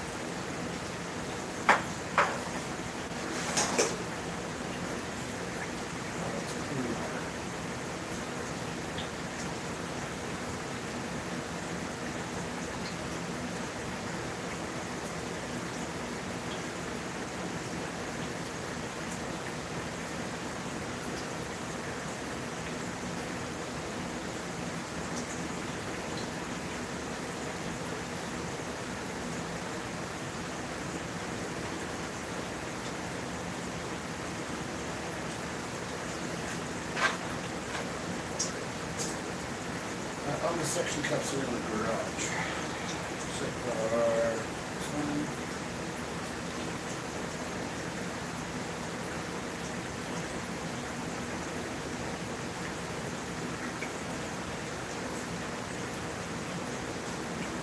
There we go. That works. So I got that attached. This one comes over.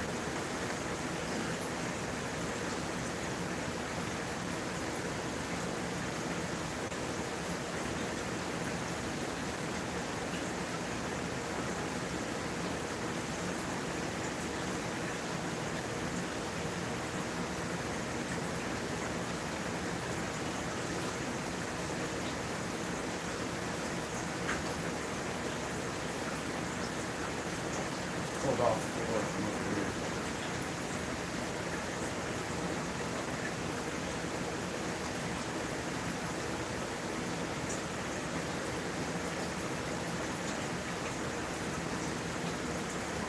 Well, I think I'm gonna like kind of twine on. So this side's not gonna be touched.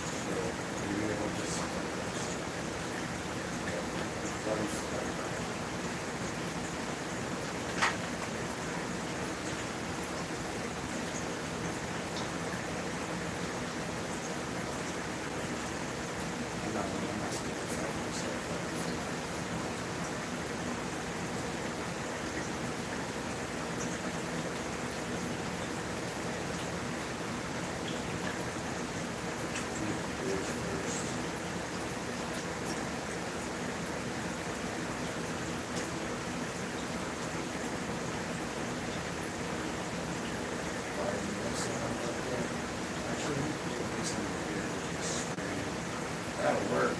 That works too.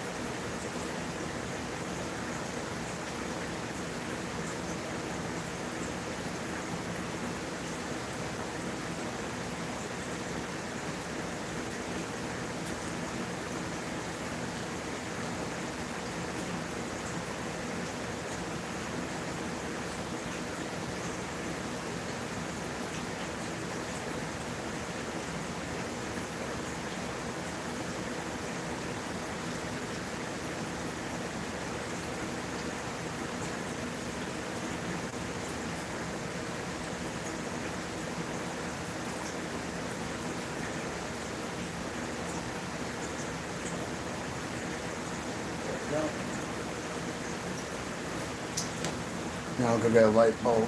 Rush.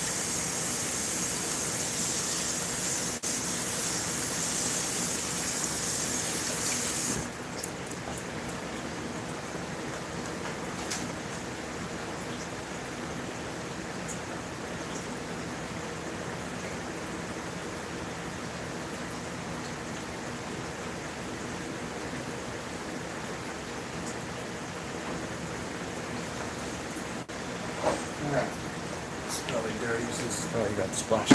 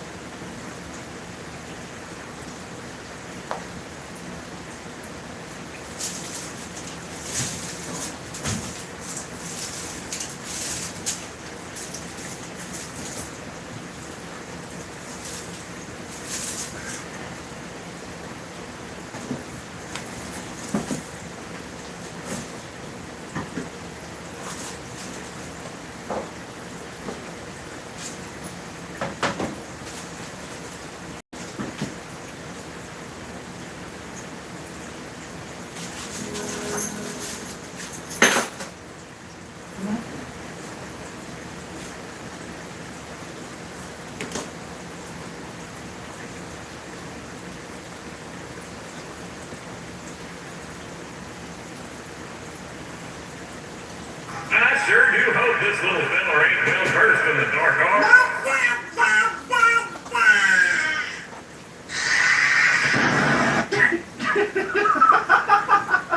Welcome back to If You Laugh, You're Conservative. How are you? Hi, I'm Charlie. I'm a volunteer in the Democratic Party. Hey, going around hoping to make sure that everybody votes. If I could, I would. Oh, you don't want to vote, or are you? You can vote. Just because your game doesn't make any difference.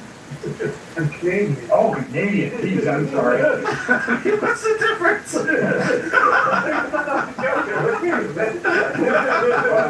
Army training gone wrong.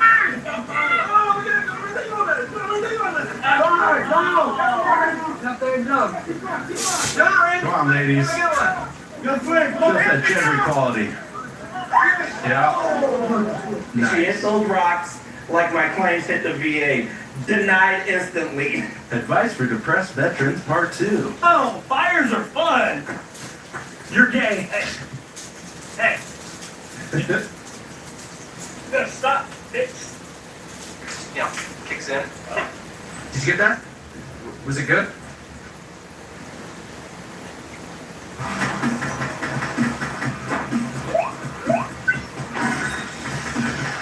Hey. Hey. Hey.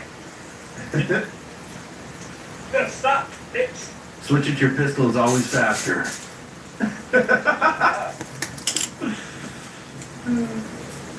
Easy fall treats. Start with a 2-pound bag of candied corn. Barbecue and candied corn. 1 pound bag white chocolate. White chocolate. 1 pound bag milk chocolate. 1 other 1 pound bag white chocolate. White chocolate. She keeps saying white. Grab 2 cans of sweetened condensed milk, and you're just gonna drizzle those all on top. She's gonna what? Now I'm grabbing my favorite peanut butter. I like Skippy. I like living past 65. Put 2.5 cups. That's not 2.5 cups, that's 5 ice cream scoops. Like, where are the measurements going here? Close the lid on your Blackstone and allow it to heat for 5 I don't even minutes. know what that is. Is it a barbecue? Is it a massive George Foreman brick? It's a flat top, homie. After the 5 minutes, grab your Hababichi flippers. Absolutely no progress has happened here. The candied corn looks like utter shit. You're going to start mixing and combining Now, this is what your kids throw up Halloween night when they've eaten too much candy. all of these delicious candies and flavors. Delicious flavors might hold. It looks like my medicine cabinet melted. It should look like this. It should look like a blood shot into the barbecue. Gary Nelson. Okay, first of all, that's not a black guy. Hey, bad friend family. The reason I think I'd be a good match for Rudy is I'm obsessed with One Piece. I love how gross she is. Okay. I love how she doesn't have a filter. We're both on the spectrum, most likely. I have a fat dog and a fat cat over there eating some food. And I've got a big weight. Hold on. We're the parents. Yeah. That's first of all, I'm all in. First of all. My dad is Mr. T. Yeah, Mohawk Gold. Most people think I'm lying when I say that, but I'm like, why would I pick him? Like, She pities the fool that doesn't believe her. If you happen to have on hand similar disease, simply take your shoes off and place both of your legs into one of the pinholes. Be careful not to fall. Now pull the waist all the way up, covering your chest.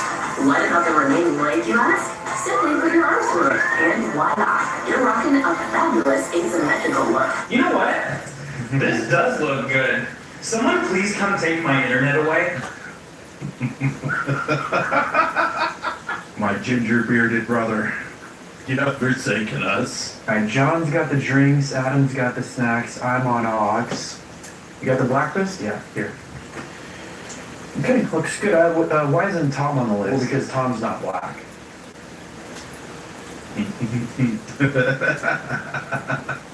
Denzel, DeAndre, Keyshawn, Laquana, Kyron, Keisha, Chandra, Quintavious. Did you make a list of all the black people at our school? Yeah, you asked me to make a blacklist. A blacklist is a list of the people who can't come, not a list of black people. Yeah, okay, next you're gonna tell me that the women's suffrage movement I supported isn't about making women suffer? Yeah, it's about giving them the right to vote. What? It's fine, whatever. I knew you f***ed up somehow, so I made a blacklist myself. Okay, yep, no, they're identical. Mood, let's eat maruchanas for breakfast. Mood. Who's just popping cup of noodles for breakfast, man? 2, 3. Oh, 3. You gotta put it in a tub, too. Why not just take a bath in it? 11. Oh, we just broke double digits. And the last one. Oh. Like a noodle, a dozen. 12. Mood. We got some wine.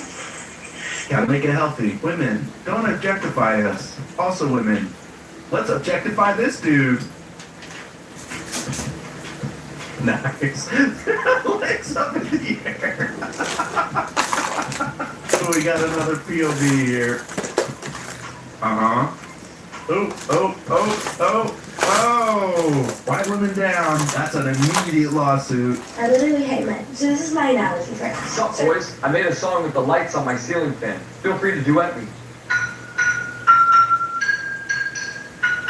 New champion joggers at Target have a middle pleat. Sharing this with the class. Thank you so much for the visual. Thank you. But I stopped taking Target serious.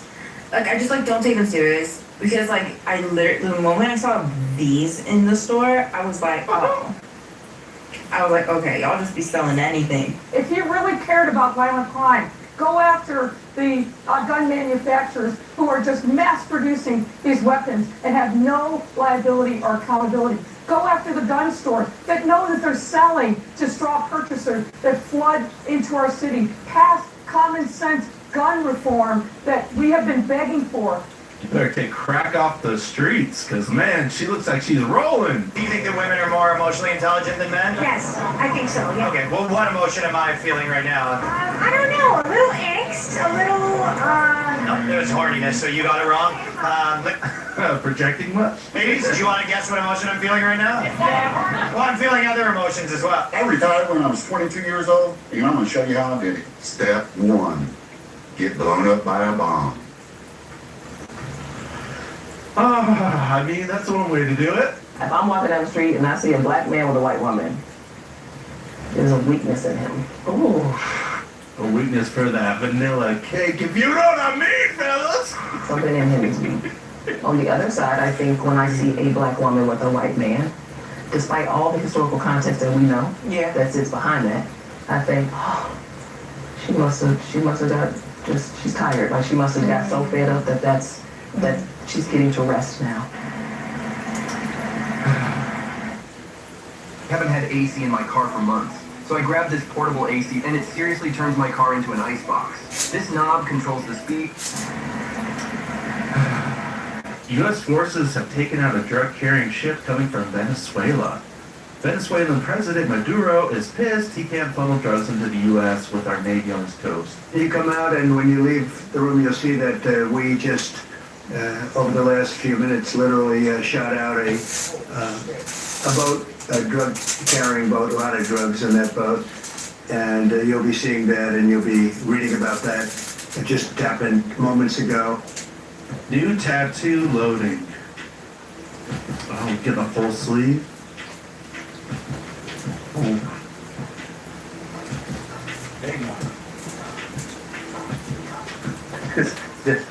Did you get one? I can't tell.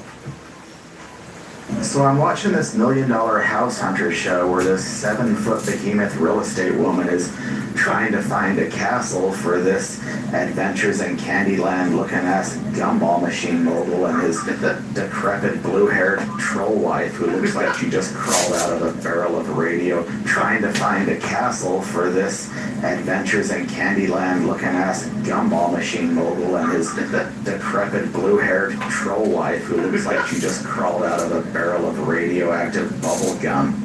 She's an underwater lunch lady vampire. Eccentric Southern California weirdos, man. I'll bet this guy has a Gumby-themed latex gimp suit with a candy apple ball gag. Not hurt at all. What the fuck? Now lick it.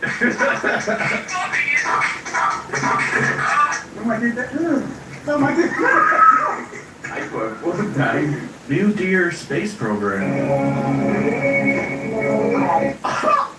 He went flying. See, this is a prime example of why you need to be wearing the proper reflective clothing. A wildlife sighting in northern BC is raising questions over how a deer ended up in a high visibility safety jacket.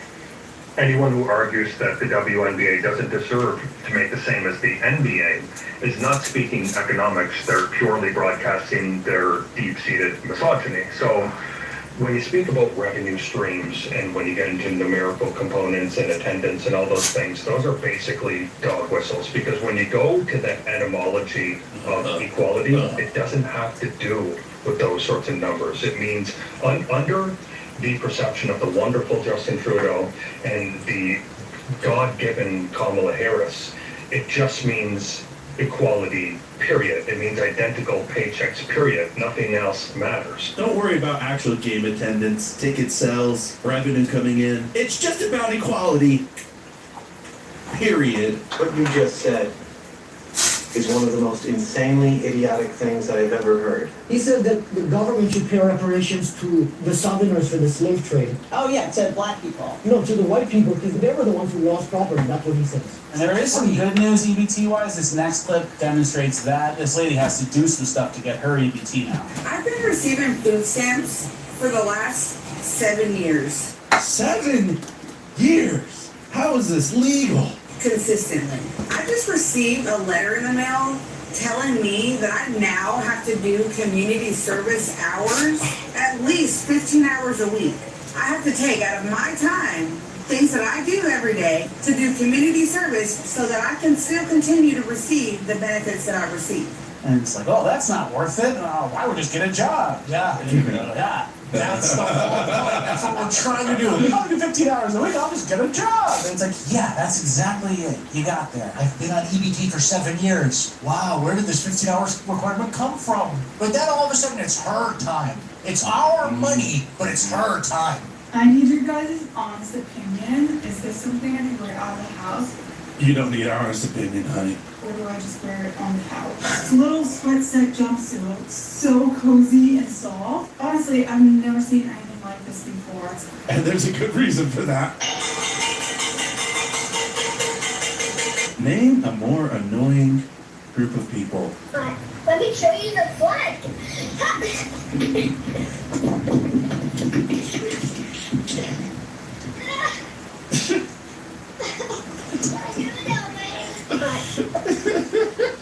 Okay, Dave, what car brand pays your salary? Ooh, I'm gonna guess something German. BMW? Oh, that's easy. It's Jeep. Jeep stands for just empty every pocket, because that's what people gotta do to pay for them when they break down. And we've got one in the parking lot. As I swear, anytime somebody pulls up a Jeep in our lot, I look out the door, I see $1,000. I don't even know why it's here, because that's what it takes to fix every single Jeep. That's $1,000, $2,000, $2,500 consistently. So yeah, please buy a Jeep. And another Indian thing, which I didn't know, culturally, they like to stand very close in line. Some Hispanic guy and an Indian guy is next to him, nuzzled up. He likes it. I think there's some... He's Little Spoon. I mean, he's Big Spoon, but he's Little Spoon. Thing where it reminds him of home. He's old. He's an older Indian guy, so he's really used to it. And standing in line next to someone like that is the equivalent of being like swaddled as a baby. It's like a weighted blanket. Yeah, it's comfortable for him. He likes it. It gives him like a sense of, oh, there's body heat in front of me. It means I'm in line. Guys, I'm going vegan. I'm doing it, okay? Look, save an animal, eat a plant. What, you thought it was serious? It's almost 2 pounds of chicken. You know where all that meat's going? Wait a minute. You know who's eating all this meat? Oh no, that's worse.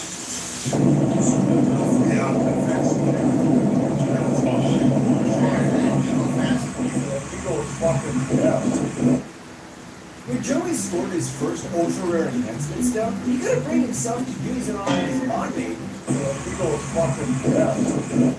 There's a bear in the eagle's nest. And this, ladies and gentlemen, is why you don't climb a tree to get away from a bear. WNBA announcer Rebecca Lobo apologizes for calling America great during game.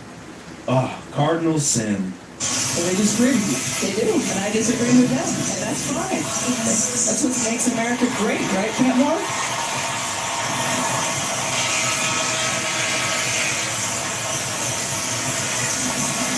I should rephrase that. But yeah, I did think opinion are perfectly. Yes, that's a better way to say it.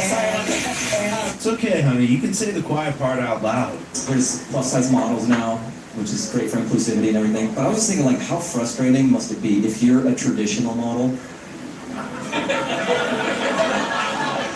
I could just sit on my couch all day and eat pizza? Right? You're starving yourself. You're doing Pilates 7 days a week. And then some woman's like, it's crazy we're both models, huh? You have to bite your tongue, like, yeah. Yes. Equally difficult what we do. I had an olive for lunch today. Oh, it's crazy. I have olives on my geekish pizza.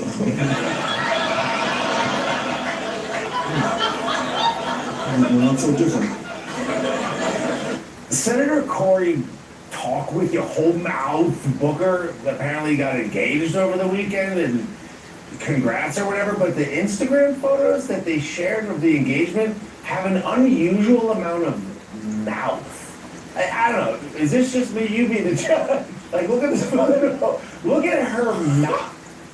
Ah! It's like a horror movie. Is this Attack on Titan? They're excited or whatever, but I'm telling you, I'm on to something. Like, it's every photo. There are 5 photos in this slide, and I'm going to show everyone, but I'm telling you, so much mouth. And look, I understand that some people they smile real big. It just seems like an unnecessary. Yes, yo. Look at Big Core, dude. Ah! Baby, one more time. Stuff get hit.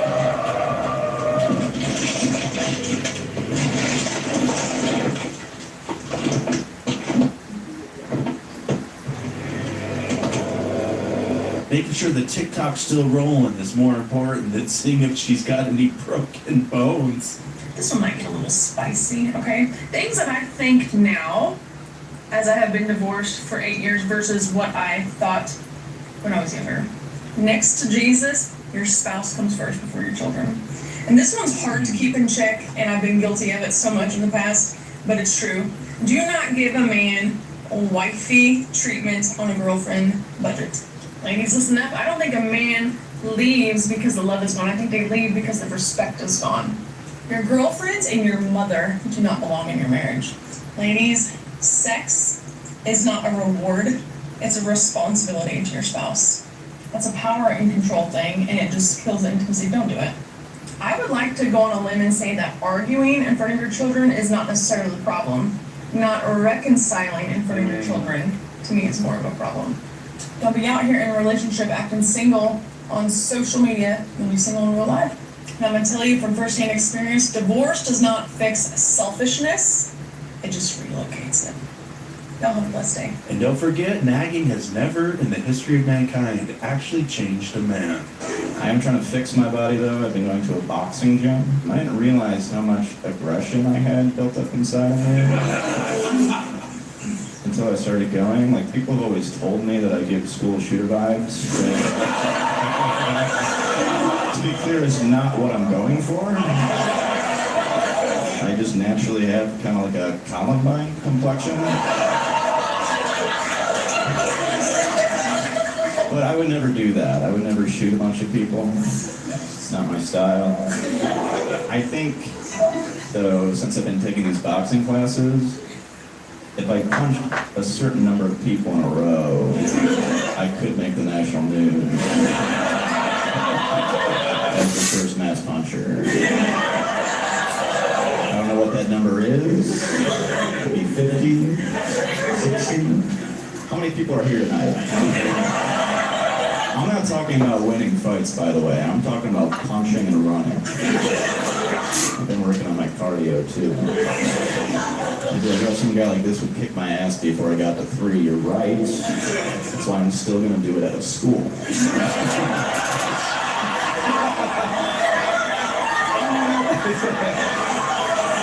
A Catholic all-girls school. For the line. All right. I'm 26 years old, from Northwest England, and this is my Porsche 911 Carrera.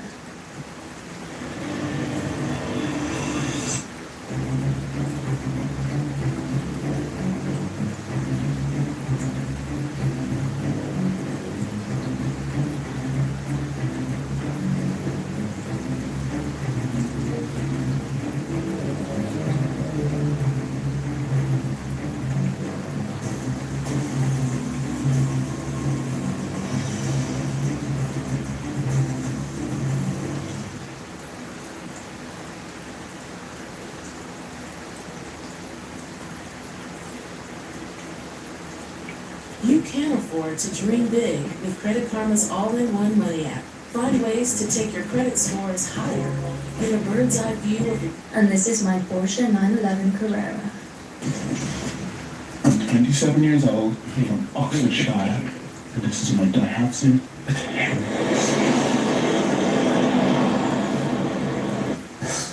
Yo, Smith looks like a sex offender who sells exotic ladybugs on the dark web. Buddy looks like the human manifestation of Elton John's emotional support hamster. Yo, is there a rule for pop stars that once they make it, they have to look like they live on a diet of nothing but black licorice and ecstasy and dress like a background actor from Batman Returns? Here he was a few years ago and it was fine, but then he makes it and he's like, now I get to be my true self. And I guess his true self looks like he teaches magic to crows and sleeps in a giant floating orb. Success doesn't do this to you. Woke Hollywood does this to you.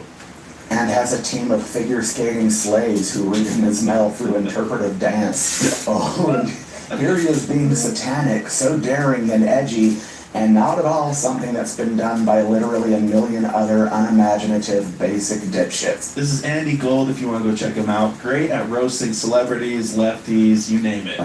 How crazy is this, guys? The all-new Mustang GTD with a $400,000 for a Mustang? You could plate the damn thing gold. There ain't no way I'm paying almost $500,000 for a Mustang. 5.2-liter supercharged V8 making more than 800 horsepower. But how insane is this color? You know, 50 V8, like in every other Mustang, I'd rather do bolt-ons for a few $1,000 than buy this thing. Almost like Ruby Star Red, but a little bit more purple than that. A little more gayer. It actually looks really, really good on the GTD. What do you guys think? Is this guy single? What? Is he single? Because he's a handsome guy. Yeah. Not really. You want food? Yeah. Hey, just because you're a handsome guy, I'm going to go ahead and give you this burger. Stay safe. Hello, Mr. Handsome. Hey! Hello, beautiful. Oh, I'm okay. Thank you for the offer, though, handsome. Us walking through the store looking bummy because our car is the outfit. Yet they all have eyelashes and their weave on.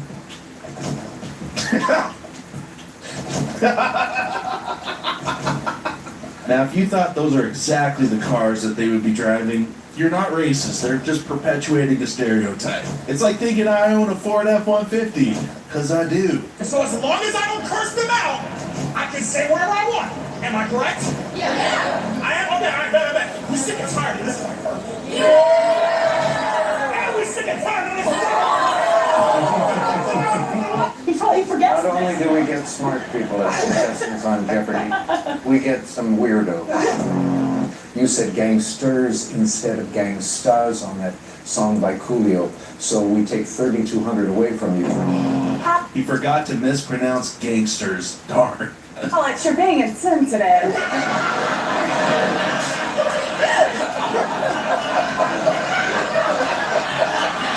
You're right. Distant cousin to some famous people. Oh. Yes, Celine Dion, Madonna, and Beyonce. Really? You're right. I haven't been in your bathroom. But I remember. It's really catchy and fun. Losers, in other words. Well, Hey, this was posted by Jeopardy, the official channel of Jeopardy, okay? Nah, man, he can't keep getting away with this. This is a black man wearing whiteface. Not only is it whiteface, he's got a sunburn line from overalls.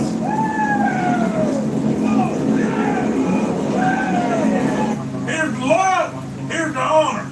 If you can't come in here, come on. It's Joanna. Joanna. Hey, come on, you need to listen to your nana. They want to be like us, what can I say? The pendulum has shifted, it swung back our way.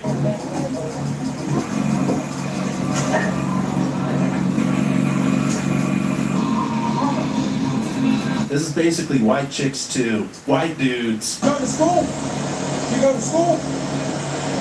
Did you go to school? Did you go to backup school? Huh? No English? Is that a 4-cycle or a 2-cycle motor? Your engine?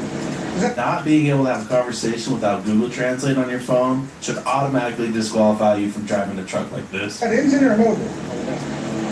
No English? No English? English no good? Yeah. How'd you get your American license? Cracker Jack box? We'll get you fixed up. Bye. Would this make you buy a Ridge wallet? 2 people could win a Lamborghini Huracan Sterrato, a Hennessy Velociraptor, or $100,000. Hold on. We'll get you fixed up. Bye. Guess our train is getting robbed by bandits. Oh, this is not good, folks. Okay, this looks awesome. Where can you do this?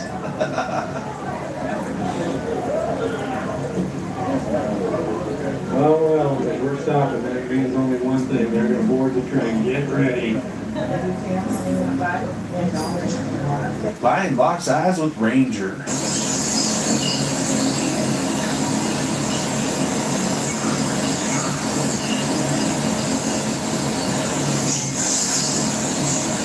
I could if I wanted to.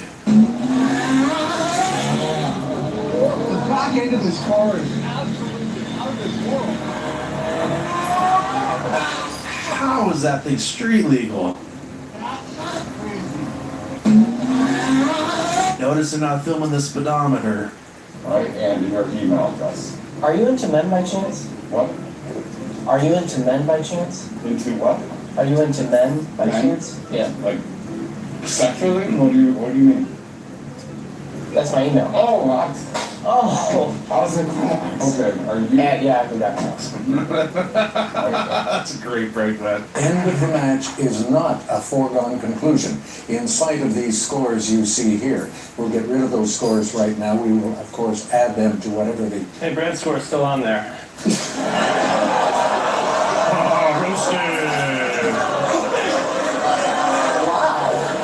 It's gotten to be that kind of competition, hasn't it? Guys, this is actually getting ridiculous right now. So, as you may know, I'm an identical twin, and my brother has just turned up to meet me for a coffee. You've got to be kidding. No, same blazer, same jeans. This is actually ridiculous. You had no idea you were wearing that, by the way. Literally no idea. This is getting ridiculous. As you all know, I have an identical twin brother, and he's turned up today in the same outfit as me.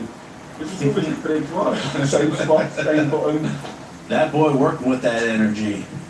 Is it Bucky's car wash? Bro, chill, man. Chill, bro. Meanwhile, in California, our first Black, queer, non-binary, indigenous, plus-size, non-abled, one-spirit diversity officer. Miigwech. Jason Isaacs talks about the double standard around bathrobe scene questions. You had a bathrobe on. Let me ask you this. If you had a woman on here, would you be very keen on talking about her downstairs? Would you ever talk to an actress about it? I don't think you would. I think it's a terrible double standard. You do? Yes, No, I would. I talk with everybody. Oh, yeah. you When Madison comes on, you're going to talk to her about who's her real parts, or Margaret Qualley comes on. I don't think you will. No. I've watched all the interviews and no one's ever asked them about their body parts. It's okay to objectify men, duh. Interesting. Representative, do you support Trump's call to shut down the government? He has not called me, and I do not support you wearing black socks and short pants. I'm roasted. We found a student who's passed 3 classes in 4 years and is ranked near the top half of his class. There is so much to unpack here. I don't know what to do for him. I noticed. Don't he get a chance? Sound like he had plenty. After 4 years of high school, he's been moved back to 9th grade. I didn't even know that was possible. Why would he do 3 more years in school? Might be time for a little job search or find a trade just to be on the safe side. The school failed him. Yeah, they played their part. In 4 years, he has passed 3 classes. With a D-. Classes? Don't do that. That ain't even a class a year. France said she didn't know that until February. Okay. I think we could see where the fault lies here. You didn't want to know that till February. She thought her oldest son was doing well. But if you close your eyes and just make believe, you can be anywhere. Because he was being promoted. Just pass them along like ain't nothing wrong. They do that all the time. In his first 3 years, he failed 22 classes. That's a football jersey number. And was late or absent 272 times. When you miss school, you miss out. He's a good kid. I'm sure he is. He didn't deserve that. Where is the mentors? Where is the help? Mama, where is the you? The DeLorean with the gull-wing doors and the gull-wing doors and the gull-wing doors. You know, nothing screams luxury like pushing your limousine to the venue. Give me that jab. Give me that jab. Give me that big hook. Give me that big hook. From those hips. Yeah. Liberals training for a civil war. Jab. Jab him. Now one more hook. You said kiss him. Just one. I said one.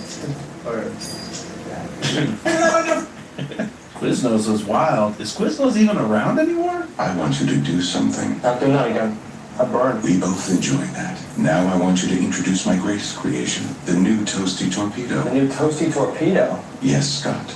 You make one. Me? Put it in me, Scott. It's over a foot of Quiznos flavor on Slim Scoop Ciabatta for only $4. Say it, Scott. Only $4? Say it sexy. Only $4? Sexier. Only $4. Quiznos. Quiznos. Or as my dad used to call it, Quizmos. Recently, the evil actions of the Starbucks Corporation have forced us to enact strikes across hundreds of stores. Here are your disgruntled employees' lists of completely reasonable demands. Our first demand is that we must be allowed to work from home. If customers want coffee, they can come to our homes and pick it up. It's only fair. 2, we demand up to 375 sick days per year. This is industry standard. Anything less is a human rights violation according to the Genevieve Convention. When you've got smoke-free satisfaction, you've got the freedom to do. Anything less is a human rights violation according to the Genevieve Convention. Hello, yes please.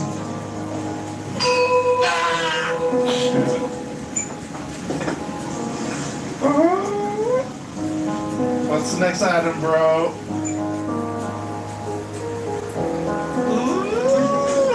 Let's have a little fun. Hopefully it doesn't hurt. Oh, I will. Y'all nasty. Gotta change the batteries. This better be a Nissan Altima.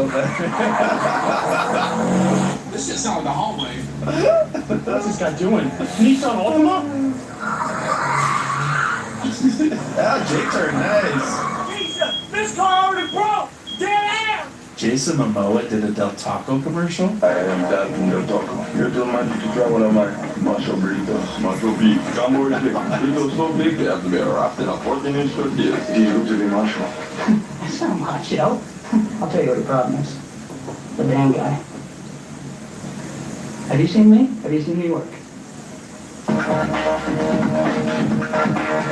Alright, so tell me what something like this might cost if... So if I had a client come in and get something as extreme as this, color alone would be around anywhere from like $500 to $600. And then it took a month to carve this in, so that's multiple grooming sessions, so it'd be a couple $1,000s. Some people shouldn't have pets, that's all I'm gonna say. In whatever you are does, at the end of all, there are some consequences. There are some consequences. At the end of all, there are some consequences. There are It's consequences. Consequences. Consequences. This McDonald's giving me a canned Coke? What situation are you guys in? I'm sorry, you can't record. Stop recording me. I just want my food. Okay, well, I asked you to stop recording. You wouldn't stop recording, so now I'm giving you a refund, so please have a great night. I'm confused. I just want my food. Let's stay close. Bro was born for the service. I state your full name. I state your full name. Go to boot camp with that young man. What video made you laugh? Drop a comment down below. Don't forget to like and subscribe to Conservative Vibes. I'm CV, and I'll see you in the next video.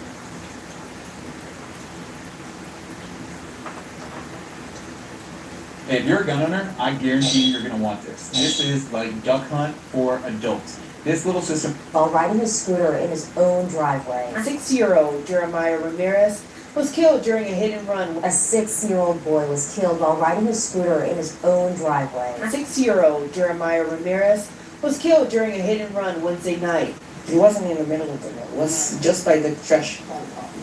Yeah. And from there he flew all the way to the ditch. Ramirez said she pulled Jeremiah out of the ditch and rushed him to the hospital, but it was too late. This is a horrific story, and the question naturally becomes, what idiot did this? Deputies say that 35-year-old Cody Michael Bodette was arrested yesterday while driving down East Dawes Boulevard in the SUV investigators say was involved. This is where we get mad at Cody and ask, what the f*** is wrong with you? But hold on, because that anger, as was revealed 2 weeks later, is misplaced. New evidence clears a man of accusations he hit and killed a 6-year-old. New surveillance video showing what is believed to be the SUV belonging to the woman now charged in a hit-and-run crash that killed a 6-year-old boy. You can see the vehicle driving down the street about a minute after the fatal crash. Wait a minute, you're telling me it took them 2 weeks with a guy sitting in jail that whole time to discover this? Those 2 weeks felt like 20 years to me and my family. Practically every house has a camera at their front door. Why would you not have gone to every house in the neighborhood in the first hour? This is complete malpractice. I was crucified in every way humanly possible by everybody. Nearly 3 weeks ago, Cody Bodette found himself handcuffed in the back of a St. Tammany Parish Sheriff's Office cruiser. You just could hear my 6-year-old screaming at the top of her lungs and, tears from, fear. Did they tell you what they were picking you up for? Had no idea what was going on for a few hours. They were 100% sure they had their guy. It really does make me wonder how many other people out there are in a situation like ours. Bodette's sister, Jordan Rolston, says she never believed the deputies and went out to the neighborhood where Jeremiah was killed to start digging. She says she found a house with a clear view of the street and a security camera that caught a silver Nissan Armada exit the neighborhood minutes after the crash. Wait, the police didn't even find it? What exactly did their investigation consist of? The homeowner, who gave her the video of the Armada, told her at the time that deputies never knocked on their door. What the f*** is going on here?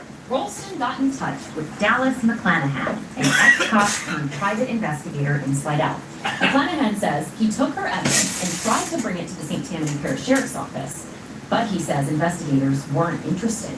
What?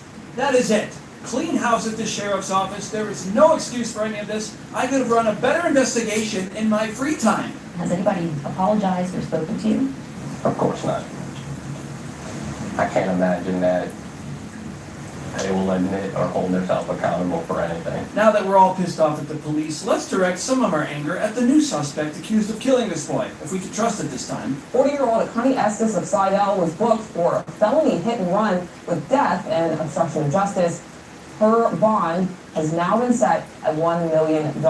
And just think, she sat at home and chilled for 2 weeks while this guy was in prison for what she allegedly did. Unbelievable. Skankfest New Orleans is happening November 4th. Click Granger.com or just stop by. Granger, for the ones who get it done. Fill her up. Fun dude, sure.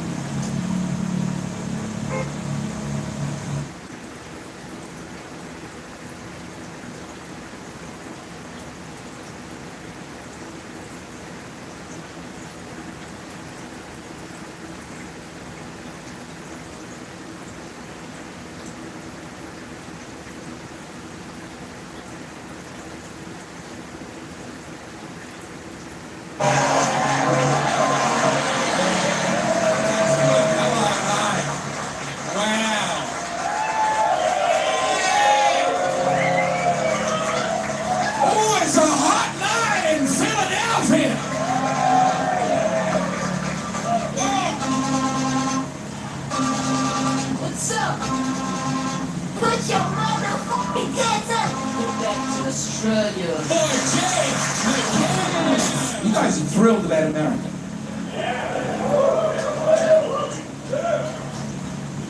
I like that you can abbreviate it into one burger, just one sound.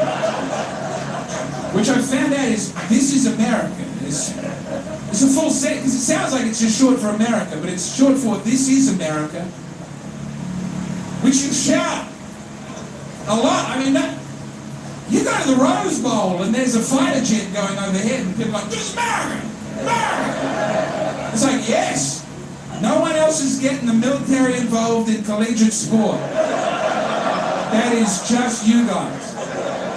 But they say that everywhere. Like, you go to England and they go, this is England? For them it's a question. It's a sad question. Because I love England. They go, England's shit! I fucking hate England. It's all Muslims and crime. This is England. I can't believe. I'm glad the Queen is dead. So she don't have to live to say what they do. This is England. We say it in Australia. We say this is Australia. We say it at Vietnamese people on the bus. We put it on. This is Australia. You better speak Australian if you're in Australia. And that's not racist because it's our culture. Taking it away from us would be the racist. Anyway, a lot of people say it. The Chinese say it. The Chinese love saying this is China. Sadly, they keep saying it in places that are not China. You know? They say it in Hong Kong. They say it in Tibet. They say it in parts of the sea. That joke was originally about Israel, but my manager asked me to make it about China for some reason. I don't know why. My manager, my accountant, my lawyer, my agent, everybody said, I think that joke is a lot funnier if it's about China. I'm just trying to fit in, all right. Now, you guys have to, I'm not allowed to talk about Israel. You guys have a First Amendment, and that's great. I'm here on a visa, I don't have one. And that's one of two things I'm not allowed to talk about. I also don't have a Second Amendment right. I'm not allowed to own a gun that the government knows about. But I am in Texas, and it's so easy. Anyway, I do have a 13th Amendment.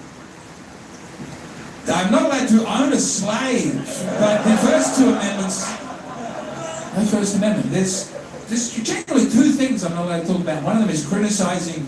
Marco Rubio passed a thing that if you criticize Israel, you can lose your visa. I'm allowed to criticize America all I want. I'm not. If I criticize Israel, I'm genuinely. But I wouldn't want to. What is there to complain about at all? Genuinely. Too peaceful. That's all I would say. Listen. This camera. I love Israel. I love it. I'm a big fan. Sir, what is the month that comes after June? July. I would never say that. You know? I prefer to call that month Jew Tell the Truth. I think that's a better name for that month. I am sick of all the anti-Israel propaganda that I'm seeing. I saw a Facebook post where someone said Israel has killed or injured 50,000 children in Gaza. That's not fair. I've injured 12 children, I would say, in my life, something like 12 children. As a child or through negligence as a father, I'd say I've injured 12 child-related injuries. I've killed 0 children. But if you came out with a thing that said James McCann has killed or injured 12 children, while accurate, that would make me seem worse. So there'll be no more discussion of Israel.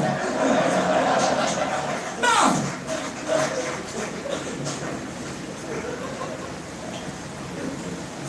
I am allowed to criticize America, but I don't want to because I love it here so much. It's been so good to me. I think we've got a favorite school shooting. And I don't know about you guys. I don't know if you guys have a favorite school shooting. If you're just waiting to see what the new year brings. I don't.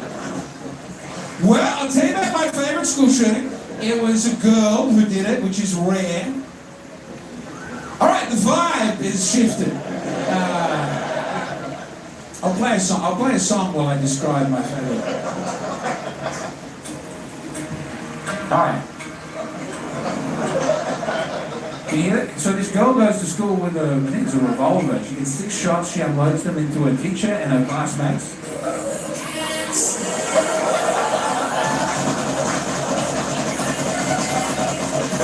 She missed everybody. That's my favorite bit about it. She missed everybody. She hit the walls. She hit a desk. I don't know if she heard school shooting and she thought, I'm going to go and shoot the school. But worst thing that happened was a splinter came off a table and hit a teacher in the hand. I swear. Isn't that great? She didn't even save a bullet for herself. That school shooter 101, she went bang, bang, bang, bang, bang, bang, click, click.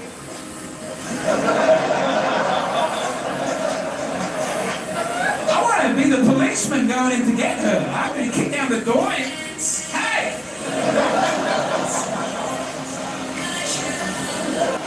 You got to apologize to these people.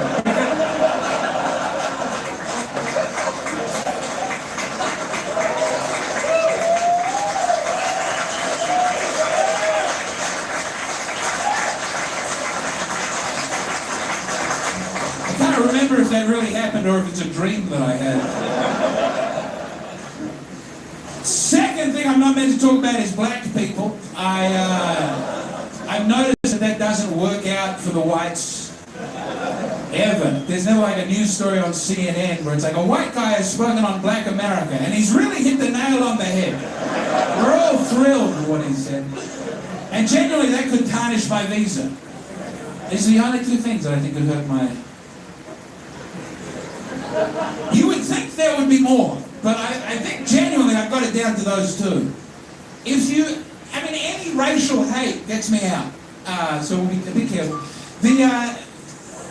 But when you're trying to get into America, there's a list of crimes that you can't have committed if you want to come into America with a visa. And it's like murder, and you go, that's fine. You know, I haven't done that. But they'll go like, if you do a murder, you'll you'll never get an office job in America. You've got to walk across that border like everybody else. But then there's a secondary list of crimes. And they're crimes that you can't have committed unless you've done them as a hate crime somehow. So an assault, fine. A hate crime, assault, very bad. And some of that's all right. But then I'm looking at it going, well, how do I do a racially motivated drink driving? What steps do I actually have to take to get that done? I got to go to a 7-Eleven and give me 9 fireballs and directions to West Philadelphia, please. I can see no way to do it. I have no interest in talking about the state of Israel or African Americans, but the fact that I'm not allowed to do it really makes me want to. And when I was young, that felt like a good attribute. They can't tell me what to say. I'm going to say whatever I want to say. And as I get older, it's just a big liability that stops people hanging out with me in groups. I was backstage and Al Pacino's baby mama was there for some reason. The mother of Al Pacino's child. It's a circle, me and some friends, and the mother of Al Pacino's, she's young, and he's Al Pacino. He's a very old man. And someone says, this is Al Pacino's, the mother of his child. And another friend grabbed me by the arm and walked me away.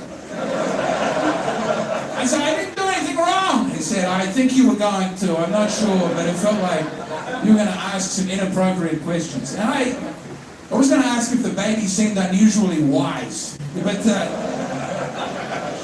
so I will not talk about black people, and I will not talk about Israel. All right, here's a big problem with Israel, as far as I know. You've got to kill a lot of innocent people to build a country. I'm sorry, have you forgotten? That's the only way to do it. A lot of innocent people have to die. If you guys did it, you never talk about it, because you did a lot of slavery afterwards, and you really want to focus on the slavery. I get it. You can focus on one thing at a time, and that's bigger for you. I get it. Canada didn't do the slavery. They can't stop going on about stealing the land. But you guys did the slavery, so you've got to work through that first. It's like you've gone to a house party and shit your pants and then punch somebody in the throat. You know? And afterwards, everybody goes, oh, he punched that guy in the throat. That's terrible. But it's going to take a while before people start going, I think he shit his pants, man. You've got to work backwards through it. People have to. Those were the rules. All of human history, the rules were: we kill you, we take it, goodbye. Don't. The ones who are left, if you complain, we're going to kill you too. You guys messed that up for everybody. I can criticize America. You guys are the real problem here. After World War II, you had the bomb. No one else had the bomb. You said, time out. These lines on the map are beautiful. We're going to keep them exactly as they are. All right? Because you had the best lines. You don't want to fuck with your lines at all. You're not going to fill up Wyoming with suburbs for 1,000 years. You're very happy to say, whoa, time out. These are the lines. Come back in. Israel exists. Time out again. All right. Now that we've made that one correction, this new rule about where the lines are, that has never been the case ever at any point in all of humanity. All right, black people. Now, I do want to get to the. You deserve credit for this in the country. It's like for 4 years, you had the nuclear bomb, and you didn't do anything with it other than the first couple of months. You got it, and you used it twice, and then you said, no one's ever using these again. People said, didn't you guys just use them? You're like, yeah, we were excited to get it, but now we're more of a do as I say, not as I explode type of nation. Now we're just going to have peace everywhere, more or less. Basically, peace. That's incredible. You were the only nuclear power. No one could fuck with you, and that's what you went with. No one else would have done that. Give yourselves a pat on the back for that. If I was the Prime Minister of Australia and we got the nuke, I would have been going crazy. I would have been out there with a megaphone going, oi, Spain! Put hats Spain, I want photos. I want every dog to have a hat in Spain. All right. Thailand, send over 1 million hot women. They have to be women. They have to be real women. Don't try and trick us. Example number 3. Third thing. You know what I'm saying? All right. Now, I'm a big fan of black people. I don't know how many I've managed to bring out to my show. This is a very fractured media landscape, but I like it. It's new to me. I'm not from a country that has black people. That's entirely... We have Aboriginal people and we have African people, but we have no soul power. You understand? I'm from an all-white country. If you're on a flight in Australia and there's a bumpy landing, everybody's silent. People that say nothing, and they got their hands crossed, and they're anxious, and they're scared. And then you just carry that nervous tension around with you for like a week.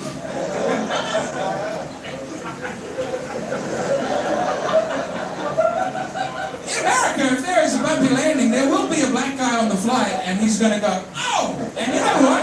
Genuinely, thank you for saying that out loud. You've helped us all work through the tension together. I believe that's called keeping it real, and I'm a big fan of it. I had my first conversation with a black woman in February last year. I met a couple of black guys before, because not everyone's good enough to play in the NBA. And we sent our scouts out to your colleges, and we said, did you want to come and dunk on some honkies for a year? And every team in Australia is allowed to have one American. It's always a black guy, every time. We've never once got a gangly boy from Utah to come out. It's never an Eastern European guy, it's always a black guy. And I'm getting to be my first real conversation with a black lady. I was in West Virginia at a Taco Bell. I didn't know what parts of the country were important to visit first. It's not there.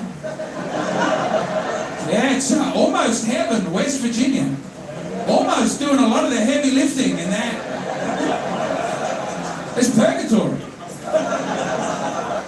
Everybody, I was buying my Doritos tacos so I could feel a little less suicidal.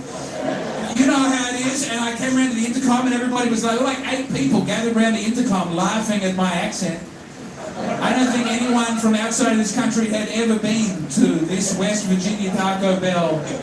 I don't know what would bring them there. Anyway, I don't know what, it's a long story. I got to the first window. There was a lady there. She said, where are you from? I said, I'm from Australia. And then to be cheeky, I said, are you from Australia? And she said, I'm black. Do they treat black people nicely in Australia? And I said, no. And I drove on to the next window. I was not ready to have a full civics conversation. You tap and you go. I just sat at the next window feeling very sad and embarrassed. And then I was more embarrassed when she appeared at the second window, which was not her job. She had left, she'd taken the headset off, walked the full length of Taco Bell, leaned across somebody, and said, you really got a problem with black people in Australia? And I said, listen, I love black people, I think. This is about number 4 that I've ever, my entire life, but I'm a big fan. I was trying to say my country has a problem. And she said, oh, well, that's what's up. And she gave me a fist bump, and it was the happiest day of my whole life. I've honestly never been so thrilled. I've joined the team. I'm an ally. I started smoking menthol cigarettes. Bill Cosby didn't do it. He was a good man, brought down by some people I'm unable to speak about right now. Bill. Well, the love for Bill goes hard out here in Philadelphia to this day. Those women's happiness was a small price to pay. No, he definitely didn't. I am genuinely a big Kanye fan, though. I really... Not the music, just the politics. I love Kanye. And by the way, not the anti-Semitism. The anti-Semitism I disapprove of entirely. The anti-abortion stuff, 100% of the way with Kanye. Listen, we don't have to talk about that either. I shouldn't talk about that either. There's a couple more things I shouldn't talk. Anyway, we'll get to that potentially in the... I love Kanye. I'm a big Kanye defender. When he came out the first time and said he loved Hitler, I was defending him that day. I said he only said that because he's a Christian and he loves everybody, even Hitler. And that's a good Christian. That's what we're all called to do as Christians. Loving each other here this evening, that is entry-level Christianity. Kanye loving Hitler, that's advanced. He's brought himself to love even Hitler. This is saintly behavior. And then Kanye came out shortly after that and said he also really liked Hitler. And I thought, no! That's ever so much worse. Kanye likes Hitler. I don't know if Hitler would like Kanye. I suspect he would not. But I could be wrong. I mean, I could be. Maybe Hitler would love Kanye. Hitler would be like, wow, you're so cool. I loved jungle music and I loved the Future shoes. Which I'm a big fan of your ex-wife with the big fat ass. You know? That's a gas chamber we can all get behind. I do believe it. That could go on for too long. We better pull out of that immediately. I'll tell you about my favorite ever Kanye West lyric. Favorite Kanye lyric of all time is when I go raw, I like to leave it in. You may know it. When I go raw, I like to leave it in. Do we all know what that means? There's no condom and you ejaculate in the pussy. It's the only way to do it. So it sounds dirty. It's not. That's one of the few rap lyrics you could play to the Pope. You know, and he could hear that and he'd go, yeah! That's how we've been telling people to do it for a long time. I'm so glad a fellow Chicago South Sider is spreading the good word about going raw and leaving it in. It's the only way to do it. It's the only. If you've got a friend who's depressed, you say, have you tried going raw and leaving it in? Because I think you'll be thrilled by the... Who loves condoms? That's what I thought. I'm pulling out. Who pulls out? It's one of the worst reaction times I've ever heard. That is not going to be an effective method of contracepting for you. Pulling out is gross and evil, and it makes sex bad and lame. I'm not allowed to give this speech in middle schools anymore, so I better become a comedian. I really am a big anti-pull-out guy. It ruins the sex. Yeah, because you know, it's like going to a party and leaving your hat on the whole time, and your coat, and you always get ready to leave. You never really settle in. You know what I'm saying? Sexual congress is about, you're meant to be getting closer to one another, and closer, until you get to the moment of ultimate closeness, at which one you have to go, get the fuck away from me. Oh, it's not about pulling out here, it's about pulling out here. It's one of the things I like about America. It's a very go raw, leave it in country. You don't call it that. You call it land of the free and home of the brave. Because you think about it, there's nothing more free than going raw. And there's nothing braver than leaving it in. I mean, that'll...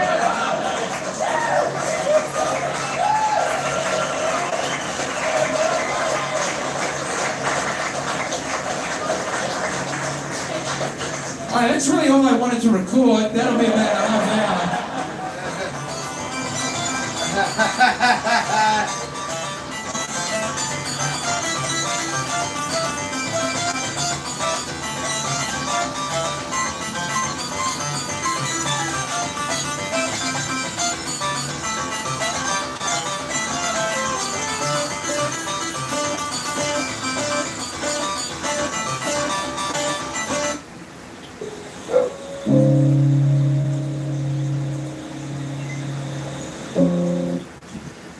Hello, and welcome to this episode of the James Donald Forbes McCann Catamaran Plan. This will be an interview with the great Dan Soder.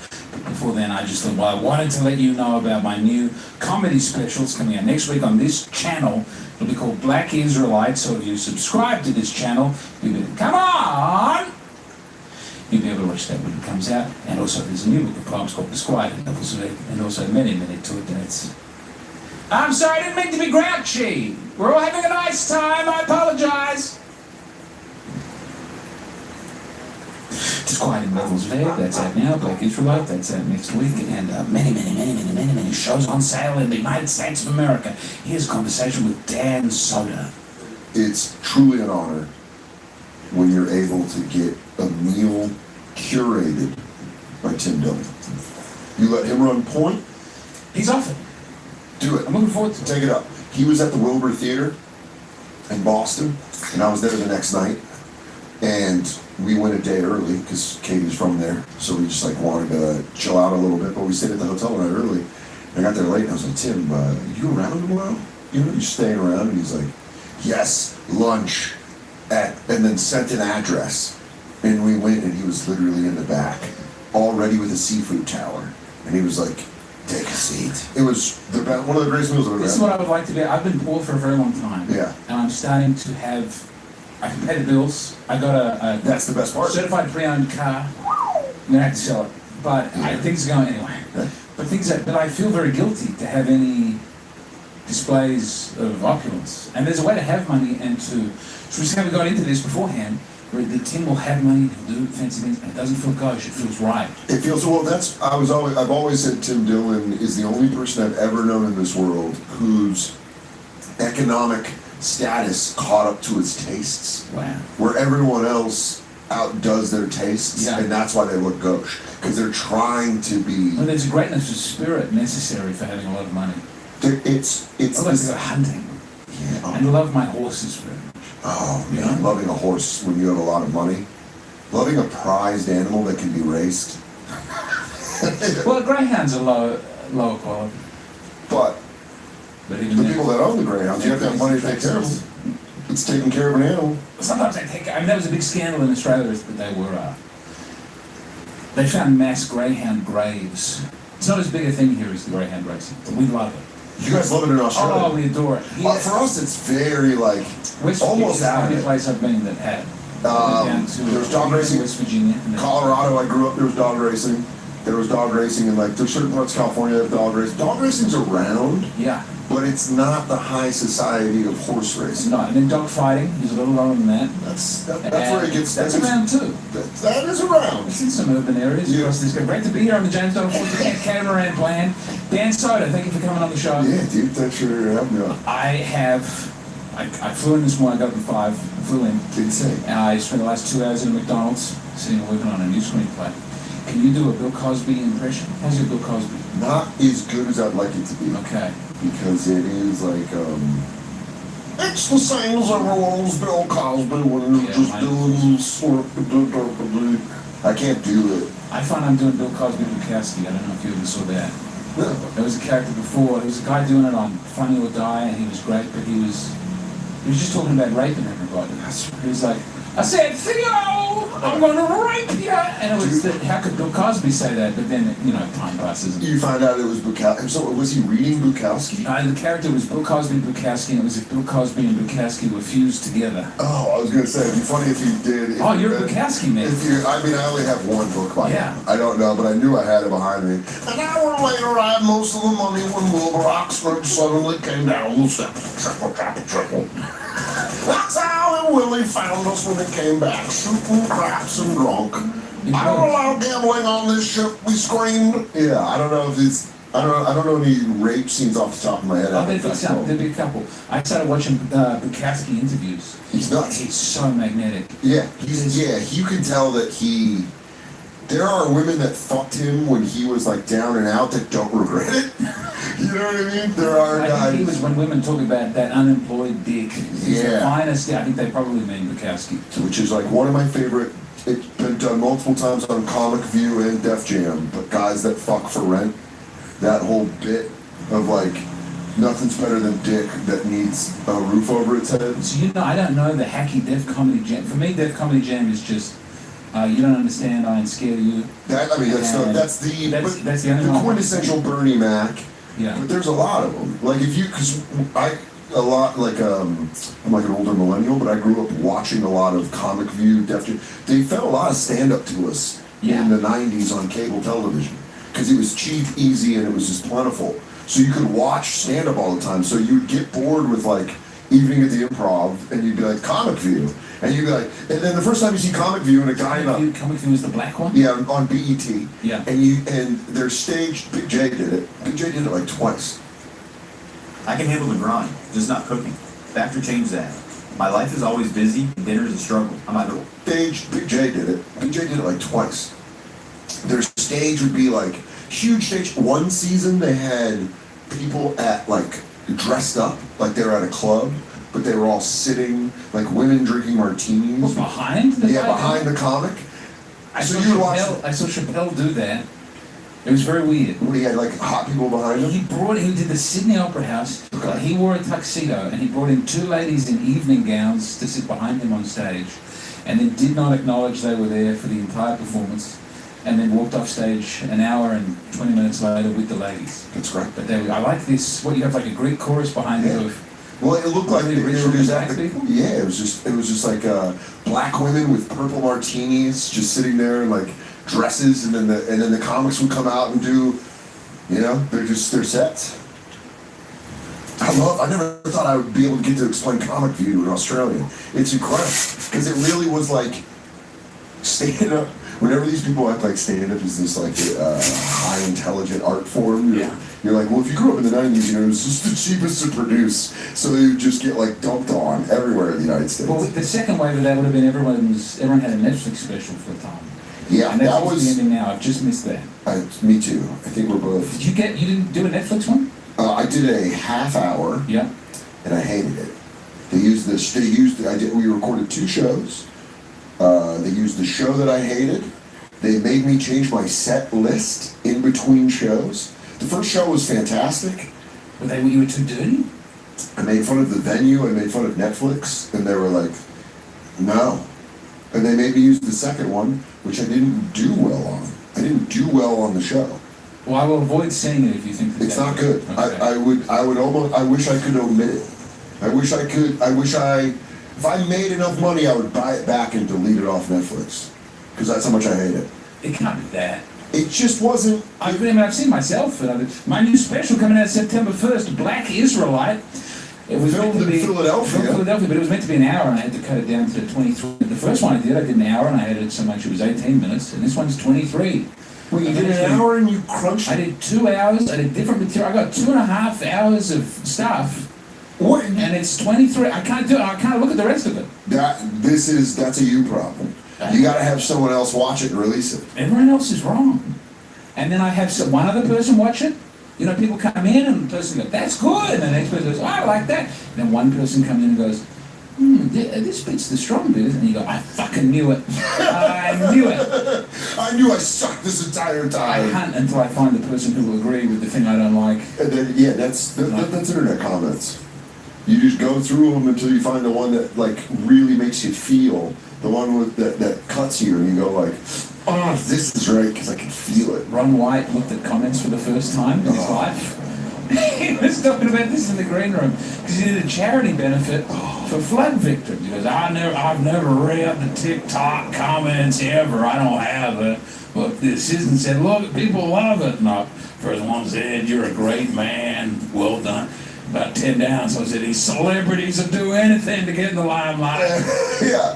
And watching a 70-something-year-old man read comments for the first time ever. It's had that much success. He's never had to deal with that before. It's like being let out of a bomb shelter. You just come in and you go like, everything's destroyed. What have you been doing out here? He goes, what, you killed them all? It's the end of Planet of the Apes. You heard them all! Yeah, comments can be real bad because your brain will find the one that hurts the most and agree with it. Just on Black Comedy and Planet of the Apes, my favorite, Steve Harvey One of my top 5 favorite Steve Harvey beats. All right. Have you ever listened to Steve Harvey's comedy? There's an album you told me to listen to. No one does it. I can't get never anyone did. to do it. What's the name of the album? There's Don't Trip, He Ain't Through With Me Yet, that's a good one. And there's also, my favorite, Still Trippin'. Still Trippin' is one you told me. Still Trippin' is a joy. And I tell people, Steve Harvey's one of my favorite comedians. Everybody looks at me with confusion, or they think I'm being ironic in some way. I just, out of the games of comedy. Number 2.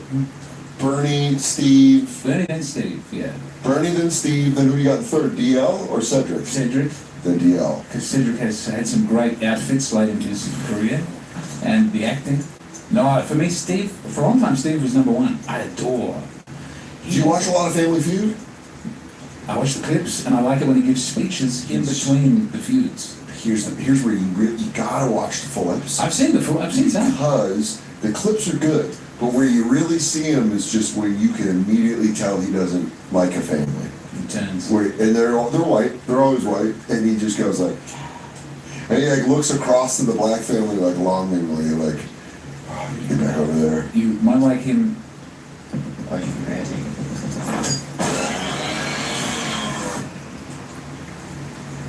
Get back over there. You might like him at his most joyful in the season of African Family Feud that he went and did, where he went to Africa and did Family Feud with African families. What were the surveys?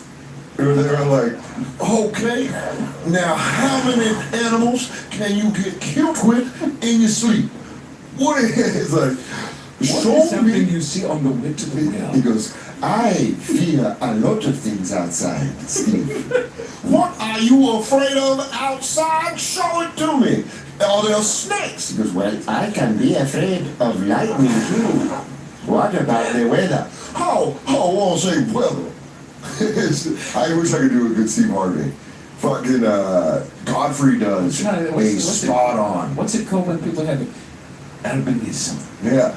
I do not like this terrifying. Albinos are cursed by the earth, by the great spirit. Clitorises are dreadful. Oh, pleasure for a woman.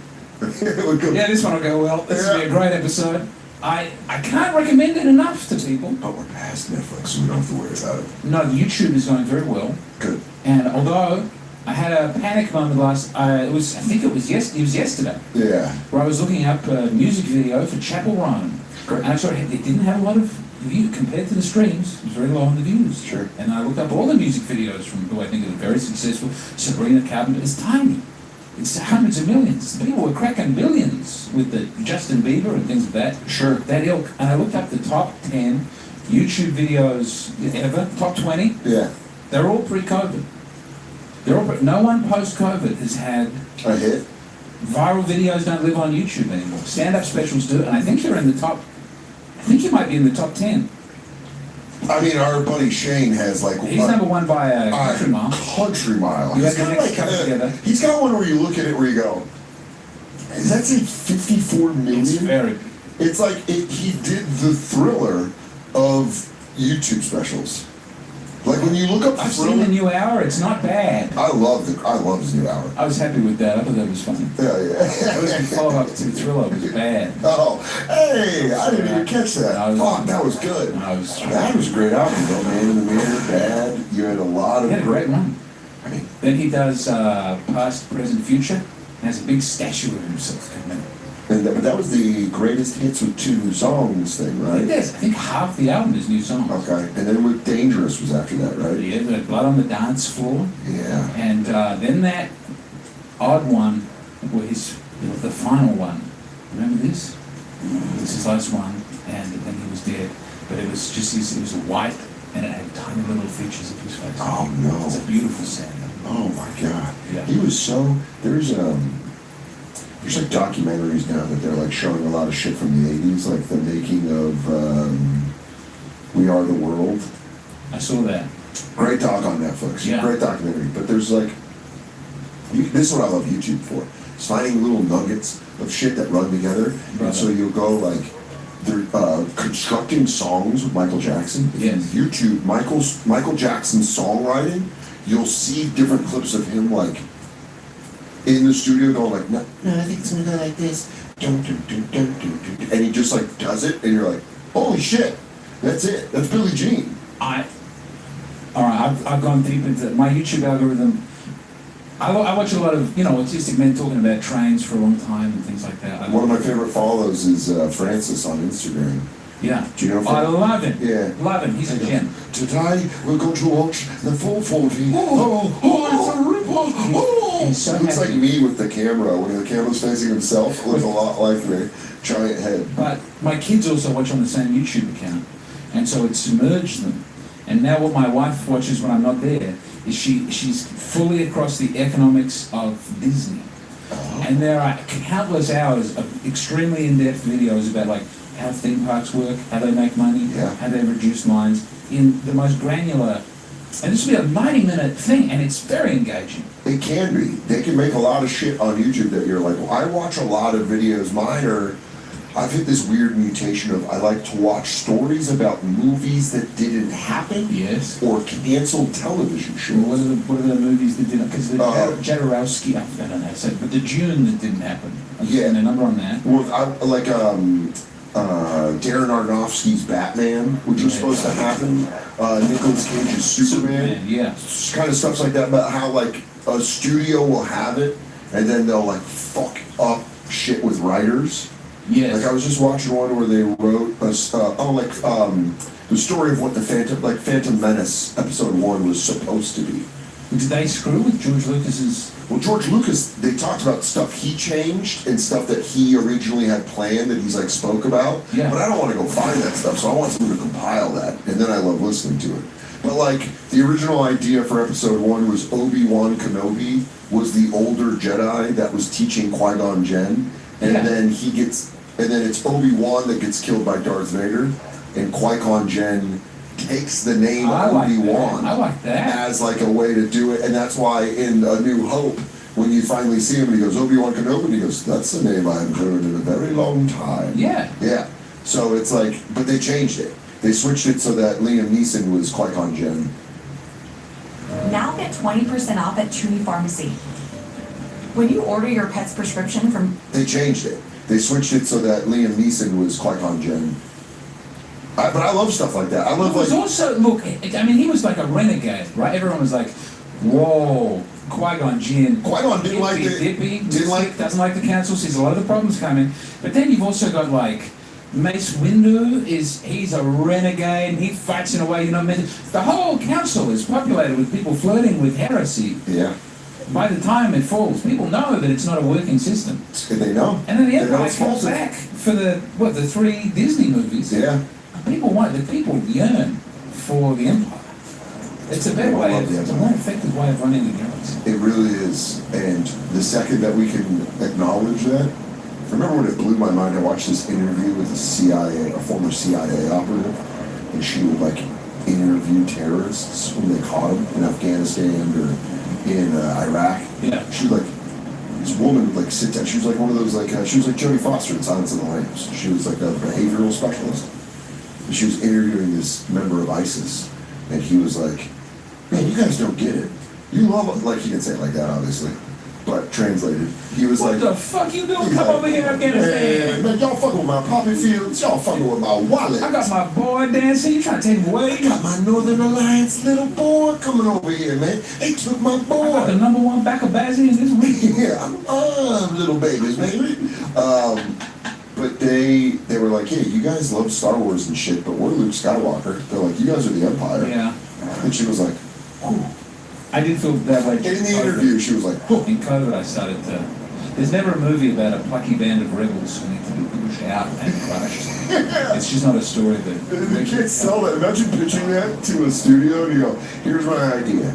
There's a band of scrappy rebels, and we squash them. And they're like, oh, I don't know. I mean, America, for this reason, could never make like a war movie that was just uniformly, not since Nazis. Yeah. Or that's why we always go back to that. Because it's a black and white evil. But whenever there's like a sand battle, yeah. There's a guy going, we're going to can learn so much from these. These people are wise. Maybe we shouldn't be over here. I mean, I grew up in Colorado, which was just, we just steamrolled the Native Americans, and then we built mini malls, and we went, they're so wise. After we were drinking a Jamba Juice, they were like,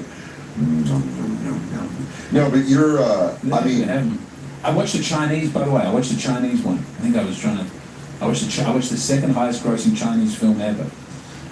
It was number one until a kids thing knocked it off this year, but it was like, it's their number one movie. What is it? It's like the battle at some sort of lake, and it's about it's the Korean War, and you're following the Chinese and they're fighting the Americans. They've got none of the subtlety that Americans have. They don't do like American movies? Americans are the bad guys, and they're obviously like weird. There's a scene early on where they have, first of all, MacArthur is in it, and he's ugly, and Chairman Mao is ripped and always smoking very what's wisely. this called? It's the number 2 ever grossing Chinese movie. Okay. And it's on Tubi. Okay. So, I mean, when they show Americans, it's always like they're ugly and bad. Like early on, all the Americans there with all their fancy military equipment, and there's a fat one, and he's vomiting. And he's just vomiting, and people go, we are gross! We vomit in public. I can't wait to read. I want to watch it for the dialogue. I would have thought that. I love steak. It's dubbed. Puking. I can only get it dubbed, and that is how they talk. Oh. And then MacArthur's there going like, we will take out the world. We are the world. Well, you know it's a great movie to rewatch. That's an American movie that does this. Yes. Rambo 3. Yes. Where he helps. The whole point of the movie is he teaches the Taliban how to fight. Because they're going against Russia. So what's funny about that is, obviously, post 9/11, hate the Taliban. Every time they're in our movies and shit, they're like, they're in Nosferatu. 80, 89, whenever we're making this, they're like hot. Yeah. And they're like, I just ride the horse and want to be a farmer. And Rambo's like, and these goddamn Russians won't let you. And then the Russians are like dirty teeth, and they're like, I need more. Destroy all Afghanis. And then, Rambo's like, you guys need to learn about freedom. And then the end of the movie is them beating Russia. But you could argue. They didn't learn this with Rambo 4, where he's just gunning down. In Myanmar? Where is he? In Myanmar or is he in Laos? Burma? It's Burma. It's Burma. It's on the theaters. I'm a Rambo. The blood. Where he takes the car? He's doing that. There's no humanizing of anybody in that. It is just pure killing. Yeah. And it's great because it is like they gotta get him to come, like a violence orgasm, where he's like, I'm not turned on. And then he's like, ooh, I'm a little turned on. And then they're like, you took that girl that was nice too. He's like, I'm ready to come. And then he just goes and wipes out a whole fucking gang of kidnappers. Some of those movies get better with. Let's get fiscal. Lesson 3, savings gains. Setting up your financial future? Some of those movies get better with, as they go along. Rambo, First Blood, is magic. Aged incredibly. But there's no glorification of violence at all in Rambo. I mean, he's literally fighting the American police. Well, he's just trying to get through town. And then they're like, Brian Dennehy, the cop, is like, hey, get the fuck out of my town. I'll drive you to the edge of my town. And literally the whole time he's like, I just want a sandwich. And he's like, get the fuck out of my town. And then he's like, no, man, fuck you. Like, I fought in Vietnam for you. Fuck you. And then they're like, oh, you want to be a problem? We're going to arrest you. And then he's like, don't. And then he has a PTSD episode. And he's in a waterfall at one point. Well, I mean, dude, it's I've watched First Blood. That was a level of vagrancy releasing that people were comfortable with at the time. That's how homelessness was kept low for a long time. Yeah, we're going to drive you out of town. Cape Fear? Yeah. There was just the original Cape Fear. I was just there. I was just in Cape Fear, North Carolina. There was a Cape Fear. Wilmington, North Carolina. Cape Fear. They go, he's a vagrant. Find some way to get him out of this town. That's it. And they just drum it up. I met a girl from San Diego when I was in college, and she was like, she lived in La Jolla, which was like very nice. I don't know. She was like, north of Albuquerque? No, it's in San Diego. Okay. So it's south of Los Angeles, just north of the Mexican border. Right. Very nice. Perfect weather. I'd argue that San Diego is the most perfect weather we can feel. I say it's the finest town in America. It's unbelievable. La Jolla is like the rich part, and when I met her in college, we talked about like homeless, and she's like, oh, they just like pick them up and take them out of town. And we were like, I was in San Francisco once, and gas Gavin Newsom took the homeless from San Francisco I know, but and moved them to the Oakland. Chinese were coming to hang President out. of China. What, you just had a homeless ferry? Buses. Just sort of roll. Just drop them off. The current solution of some American cities policing it very brutally and some having open door policies. Well, that's what Giuliani cleaned up New York by brutal policing. Yeah. Like, people don't realize. People will do it at a certain point. Yeah, the broken window policy, which was like, they'll arrest you for anything. Like, if you break a window, that was like, don't quote me on that, but it was like, I know it was called the broken window policy, but I don't know why it was called that. But he would just come in and like, New York, Times Square was like, anybody that grew up here, anybody, like Giannis, any of my friends that are a little bit older than I am, were like, you have no idea the war zone New York City was in the 70s and 80s. It was like horrific. That's why it's funny now when news channels go like, after COVID, a lot of news channels were going like, New York City, it's the 70s again. And then I'd go home to Colorado and my friends would be like, are you okay? And like, yeah, it's the same. It's the same as it always been. Scared anywhere in Manhattan. I've been more afraid in Austin than I have in Manhattan. Yeah. San Francisco, there's been a couple times. Austin, I mean, Harlem is fine compared to Austin. Austin's wild. But also, I got to go to LA. They're cleaning up LA. They're doing a number on LA. Really? I was in San Francisco. I didn't see anything of unpleasantness in now Sacramento. Wow. Sacramento. On there. When you get like Sacramento, what you get is you get all those. That's what I think. That's where they end up. It's like they send them to a town like Sacramento where the town doesn't have as high as a profile. Yes. So they just kind of have to take it. They're like groovy. I mean, Portland. I got to, when I walked to, I caught the train out of Portland going up to Seattle. Yeah. And I just thought I could do the walk, and it was a big mistake. Yeah. But I did get to see crack smoked for the first time. I'm spitting there thinking about the crack in the orb, and also like this. But at first it was like everyone was sad for ages, like tense, sad. And then I saw a man who was happy, and I thought, one guy's making the most of that. And then he lifted up his crack pipe, and I couldn't resent him for smoking his crack because he's only. It's the idea that you saw a guy and you go, well, look at this chipper Joe. Beautiful sweets. I don't know, I'm spitting all the time. I apologize. I like it. I had a sweet smell. The smell of crack it's not sort of like an apple rotting in the car. Sometimes chemicals burned in the right way and smell very pleasant.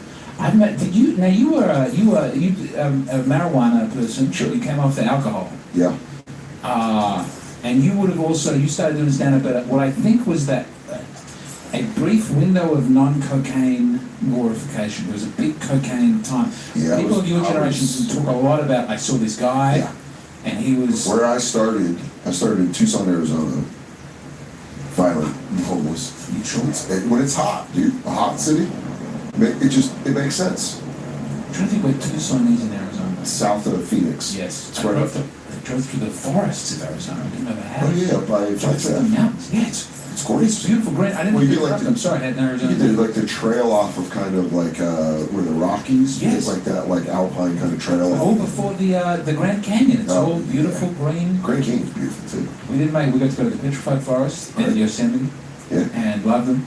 But everyone, the kids were in the car. But when I started comedy in Tucson, you would see. Let's go.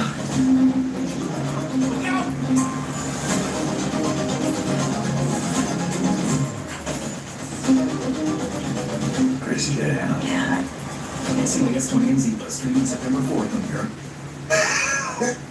But when I started comedy in Tucson, you would see, because it wasn't an A or B room, you were seeing guys from the 80s that like sometimes were, or the 90s, because I started in 04. You would see guys from like the early 90s that you, like I said, from watching so much stand-up on TV, you'd be like, I know this guy. And you'd see him and you'd be like, whoa. It's like the same with like 70s football players. It's like the guys, you start seeing it, you're like, oh no, and they're like, we start hitting different. Because it's just, of course you have brain injury. I have now watched some of the compilation videos of the 70s, like hits from the 80s? From the 70s, because I became a Steelers fan when I came to America. Great. It's the only great era. Also, I mean, look at it. bigger. They look stronger. Like the pads are a different dimension at a certain They were wider, they were Yeah. taller, there were actually more pads, and I think that gave them the force to really do just to hit damage. 'em. There's an opening of like NFL on CBS or something, Yeah. and it's just someone posted it and it was like every single hit they show in this opening, which was like an opening to a football game. Yeah. It's like if you turn it on and it'd be like, it's the NFL on CBS, and they'd do like a highlight thing of like, bam, bam, bam, bam, bam. This guy posted it, it was like, every hit in this is illegal now in the NFL. And you're watching guys get fucking spun, and you're like, yeah, that's crazy. That's how we were about Coke, though, when I started doing I'm comedy. afraid of it was. It's like, oh, well, this is the one-way ticket to have a shitty life. I'm sure the high is great, but yeah, the low seems to be more permanent. I mean, it's a weird. Australia is going through a big Coke. Certainly when I left, there was a huge Coke wave. Oh, back on top. In Sydney, people loved. It's a two-tier. It's a much more like stratified. People with homes and money, and people with nothing, and it's getting big. But certainly in Sydney, people with rich parents are doing Coke all the time. And it's $300 a bag, and it's not actually cocaine. But also, What is it? I heard washing powder and speed. So they don't. It's very hard to get into the country. But all these people are starting to be. If I see them now 5-6 years into serious cocaine use, they never. Also, they're in Australia. It's not like they got to become successful and then burn out. It's like they're just fucking doing drugs. They were featuring at rooms of 150 people, and now they're sweating all the time and looking to, you know, gnash their teeth. They have little nub teeth. It's there's a flinty look to cocaine in the eye that's very hard to do an impression of. Well, it's like looking past somebody. But it's the pupils big. It's just when they're like trying to zone. It's like they're trying to focus with their whole face, and they're like, "Hey, so where you been?" Why, it's sort of the way that I think that men look when they're horny. Yes. It's very similar. Which I've only noticed because That's exactly they don't look at me like that. But I once saw a trans woman who looked at me with sex interest. I thought, I didn't think it was a trans at first. I thought, that woman wants to hurt me. That woman wants to hurt or eat me. I don't know what's going on. And then I realized it was a man. I thought, oh, that's how I've been looking at women. That was like I watch a lot of Norm clips. Yeah. There's like I put it on in my hotel room, and it's just like a nice way to unpack my bags when I'm The stand up or the show or the sitcom. Yeah. I'll just put it on and let it fucking run. But it's starting to affect my inner monologue, where it's like even you saying that, where you go, this woman wanted to hurt me, and then I realized that no, that was that's the horniness of a man. You know, it's like it's affecting me. I do these rhythms sometimes on stage. I'll go, that's only good because it's a Norm rhythm. Yeah, it just was so original. Eggs. Hey, there's a word. Eggs. This is the screenplay I'm working on at the moment, which is I'm trying to do. I only did this to prove it. It's not even in. Where is it? Where are you? Where is it? Where are you, son of a bitch? It's called the clown joke. But what I'm trying to do, here it is, the clown joke. I'm at about 60 pages. I'm worried it won't get to the full way. I need to get it to 90 to make a feature film. It's going to be very... Anyway, I need to prove it. But I want to do it as one of his, not one of his jokes, but like a long joke. That pays off at the end. That pays off at the end, but that someone's just telling it, and then you shoot the joke, and you shoot the things that are happening in the joke. Oh, like almost if they did a porn version of, what's that, The Aristocrats?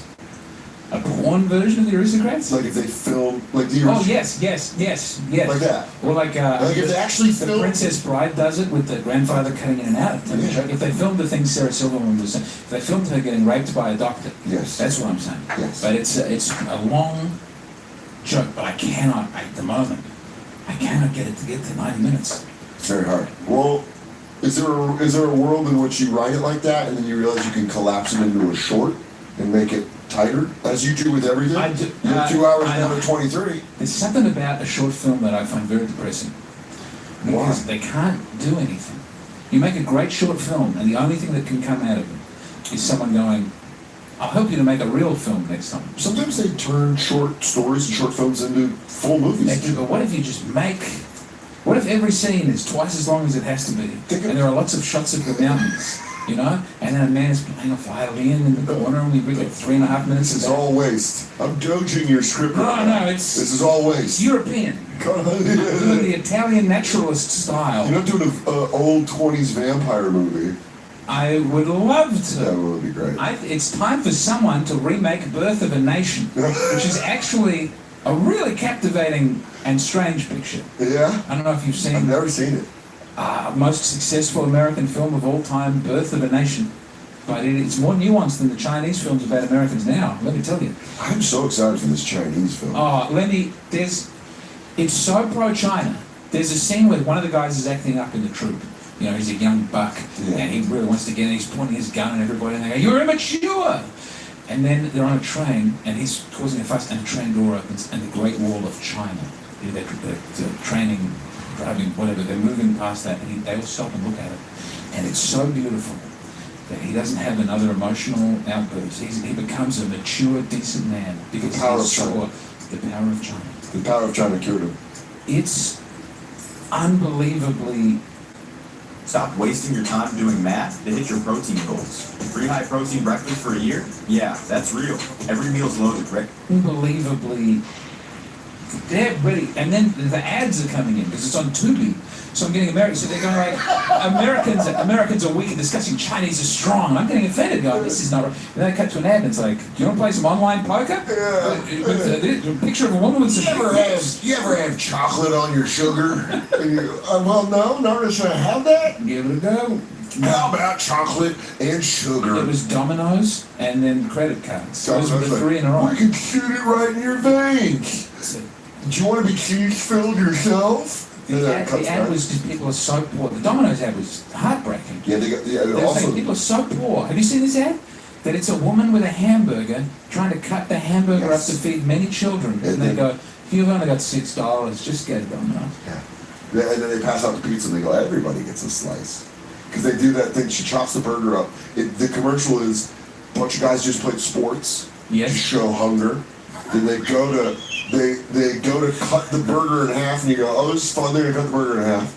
And they cut it again, and then they cut it again, and then the players look around and they go, it's not enough of a burger, but the Domino's. Again, a great Steve Harvey bit. He talks about going to a ghetto-ass wedding, and he says, I went to the wedding. They had cut the sandwiches into 32s. Yeah, gotta go around the table 4 times, get a meal. Just everyone watching, listening or watching this know that I will have listened to Still Trippin' by the time this comes out. Because James has told me more than twice in a heartfelt way. When I'm on a road trip, I make people listen to it. That's a great way to do it. And there's one joke that goes for 20 minutes, and I start, and people don't know when it's going to end. And they start going, what's going on? Then it turns a corner into the ghetto-ass wedding. And then it's flight. I've been 1 degree away from so many successful people in America. Yeah. Not once has there been the vaguest opportunity to meet Steve Harvey. He has evolved. I don't know who he hangs out with. I would tell you, your path to Steve Harvey goes through Atlanta. I think you would have to. This is how it would have to align. Okay. You'd have to be in Atlanta with someone with a lot of juice in the industry. There would have to be an event. Those 3 things would have to happen. You're in Atlanta, there's an event, you're with someone with juice. The BET Awards. I mean, you're almost a guaranteed meeting there if he's... God, if you caught a year where he was hosting it. But there'd be no way for him to intrude. What? Why is your accent? Dude, please get Nick Mullen. Be Australian? When you do when Nick Mullen's on the podcast, he does a fantastic Steve Harvey. They were doing what on the trains? Yeah, it's my favorite. The Nuremberg trials? It's the first Come Town thing I ever heard. I was very late to Come Town. And you, what? On with the trains? I think that helped me because Nick was your opener. Yeah. And I remember. Well, he opened for me a couple times. It wasn't like consistent. There was one drive where he was saying the podcast has to be called Come Town, and it's got to look like ejaculate. But did he? We were driving back from the stand-up or Laugh Boston. We were driving through the night from Boston back to New York, and he was like, "Yeah, I'm starting a podcast with Adam and Stavros, but I really just want to do it so I can make the logo look like cum." And I was like, "What do you mean?" He's like, I want the logo to look like it's made of cum." That's vision. And then he was like, and then I didn't know what it was called. And then I went over and I did their podcast and it was called. And this is pretty cool. I'm pretty proud of this in a really gay comedy way, but I am very proud of this. I think I was the first guest on Cumtown and Matt and Shane's Secret Podcast. Wow. I do believe, if I'm not the first, yeah, I'm one of the first on both. If you don't count Phil Gillis in the background shouting at somebody. But I would in their old studio in the basement in Philly. Well, everyone who's respectable and good in this generation traces their lineage to you. Not even, but like a huge weird. I don't know if we talked about this on your podcast, but people don't know. I don't think. I think people know. I think people. I mean, hardened comedy fans know. I think like diehard comedy fans know. Yes. Well, I mean, I just had a good run of. I had a crazy run of features just absolutely blowing by me. Just fucking swoosh. No, I truly believe that. Pick good features is. I'm finding this now because I've got to pick people and take them on the road. I always pick people I want to watch. Yeah. That's all I care about. Why I'm on the road. do so many people not do that? Because they're scared. Well. Because there's moments it goes bad. It's like having a pet grizzly bear. If you can get it, if you're like, there will be moments where it turns on you. And it's not good. I can tell you right now, all the shows that I've been absolutely buried by the people I've taken on the road. Like absolutely. They're burned into your. Yeah, because it's embarrassing. You're like up there doing an hour, and you're like, if you're connected to the audience at all, you go, I can feel that you want me to bring Shane back up. Like you're like, I can feel that in my bones. Tim Dillon had a set in Vermont at the Vermont Comedy Club.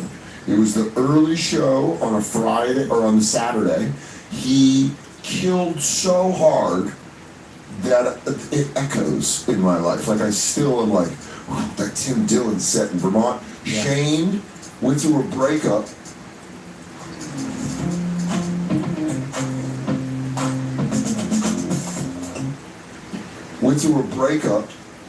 And then opened for me in Albany at the Albany Funny Bone.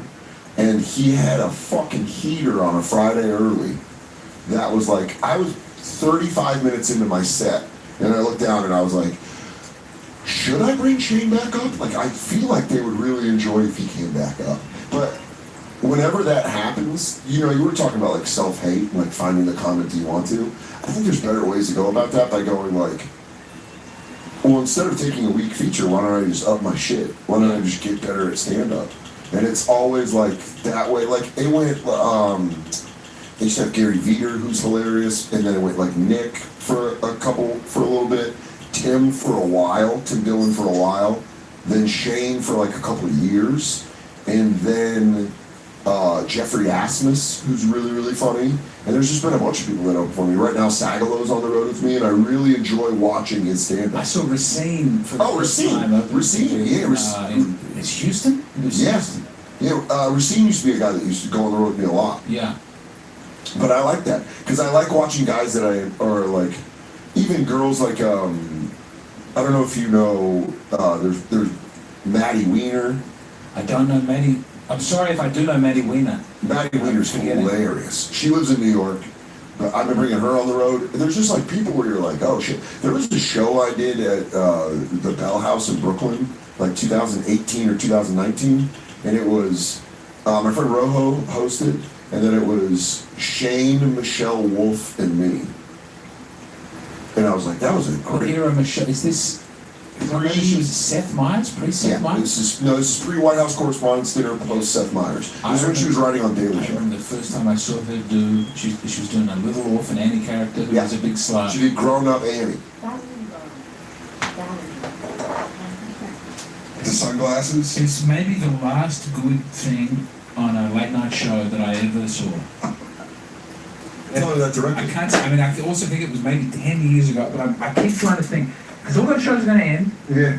And we're almost to the point where they should. I try watching them. So this is what I did. I'm glad you brought this up. I was just in Wilmington, North Carolina at Dead Crow. Phenomenal club. Go there. Okay. Go there. All right. I will fucking I will connect you directly with the owner. Ethan, we're getting it done. Yeah, go to Dead Crow Comedy Club in Wilmington, North Carolina. You'll fucking have a great time. They're great, and they love comedy. The room is unbelievable. Why did I bring this up? Tonight shows. Oh. I got back. Thursday night was one show. Sagalo and I went and had dinner, and I just went back to the hotel. And I was playing, like, video games on my thing that I bring with me on my Steam Deck. And I was sitting at the table there, because if I lay down in bed, I'll probably fall asleep on that age. Yes. And I just put on NBC. And I watched, from beginning to end, Fallon and Seth Meyers. Genuinely horrible. It was like they were trying to make my mom's friend laugh. We're like, who is this for? I watched,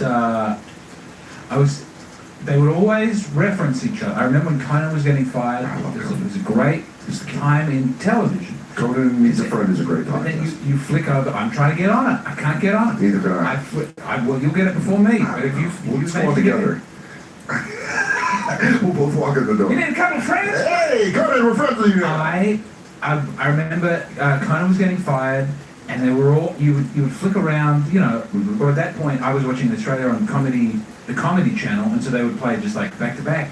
And, you know, Letterman would talk about it. Yeah. Leno would talk about it. On the day after Stephen Colbert gets fired, I watched just to tune in, see what was going on. Although he's still there, retrenched, I don't know what term we're using for that. Jimmy Fallon just doesn't mention it. No. It's like it's not happening. It's like he'll talk about it, people will go over and watch that, so they'll talk about it. Kimmel mentioned it because they're political. Kimmel wasn't on the air. Oh. So Kimmel was on holiday. Guest hosting. Well, this is the other thing. So I'm watching all and Stephen Colbert is just like a shell of a man because everyone's getting sacked, and Jimmy Fallon is. I tell you what makes Jimmy Fallon work a little bit is I think he's hammered. There's a look. I don't know. I'm just saying. I don't know any story. I don't know. I don't work there. I look at that man and I see I was having a pretty good time. He gives it. You know what he gives the energy of a guy that goes like this. Can I kiss you? Joe Namath on the sidelines of the Monday Night Football game. You ever seen that clip? No. Joe Namath is, dude. It's a Monday Night Football, and Joe Namath is old. Yeah. He's old. Who's trying to kiss? I forget who it is. It's Lisa Salters or something. No, Lisa, I don't even know if that's the right name. It's an older woman that is sideline reporter for Monday Night Football. Yeah. Who's like the trusted, I talked to the coach, this is what happens, here's the injuries. They're reporting. They're like war reporters down on the thing. And she's like, I'm here with Joe Namath. Joe, Super Bowl III, you beat the Indianapolis Colts. And he's like, Now get 20% off at Chewy Pharmacy. These days, we get everything delivered. Super Bowl III, you beat the Indianapolis Colts. And he's like, you look nice. Can I kiss you? Dude, I want to show you this live. I gotta show you. All right, well, you find out. I'll tell you who was hosting for Jimmy Kimmel that night. Who did a great job. It was Jelly Roll. Yeah? Yes. So, I mean, everyone else is a skinny guy in a suit trying to make jokes about, you know, Trump and the economic policy. Yeah. And Jelly Roll is a big fat Jelly Roll with his face tattoos singing a song about his penis. And it's like, that's closer to America now. That feels like more real. All right. Oh, dude. So he's drunk?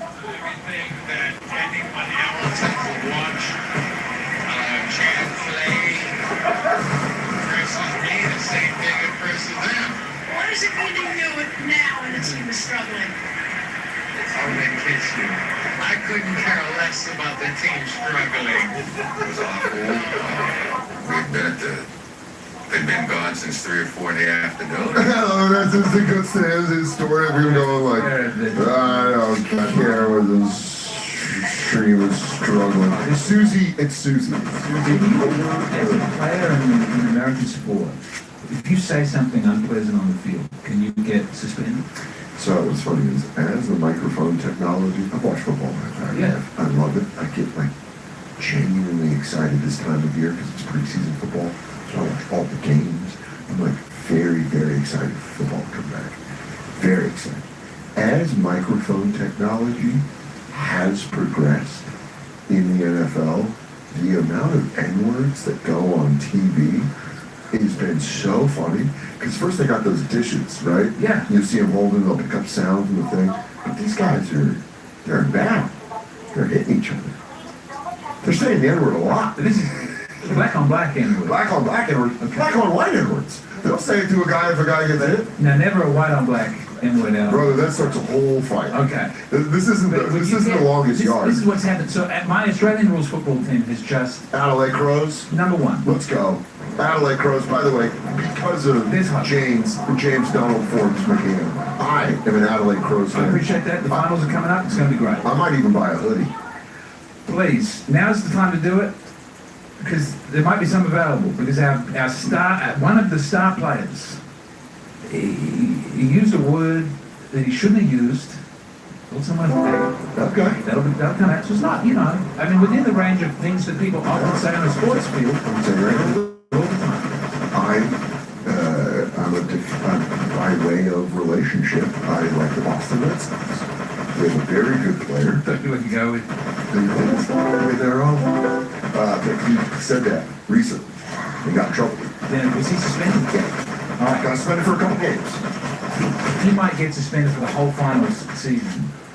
And yeah. Is there a game there? Well, no one has opened the game, but he takes his name. Upfield. We're looking for something to say on it. He's trying to hurt somebody. Just trying to hurt him physically and emotionally. Close game. In a combative sport, I think we need to be chill. We're not talking about in a court case. People are going, it's so negative, and the punishment will be so punitive. People are going, maybe we should bring the punishment down, because this could actually hurt the gay community. Yes. If our sensitivity to the gay community is so strong. The gays of Adelaide will be in trouble.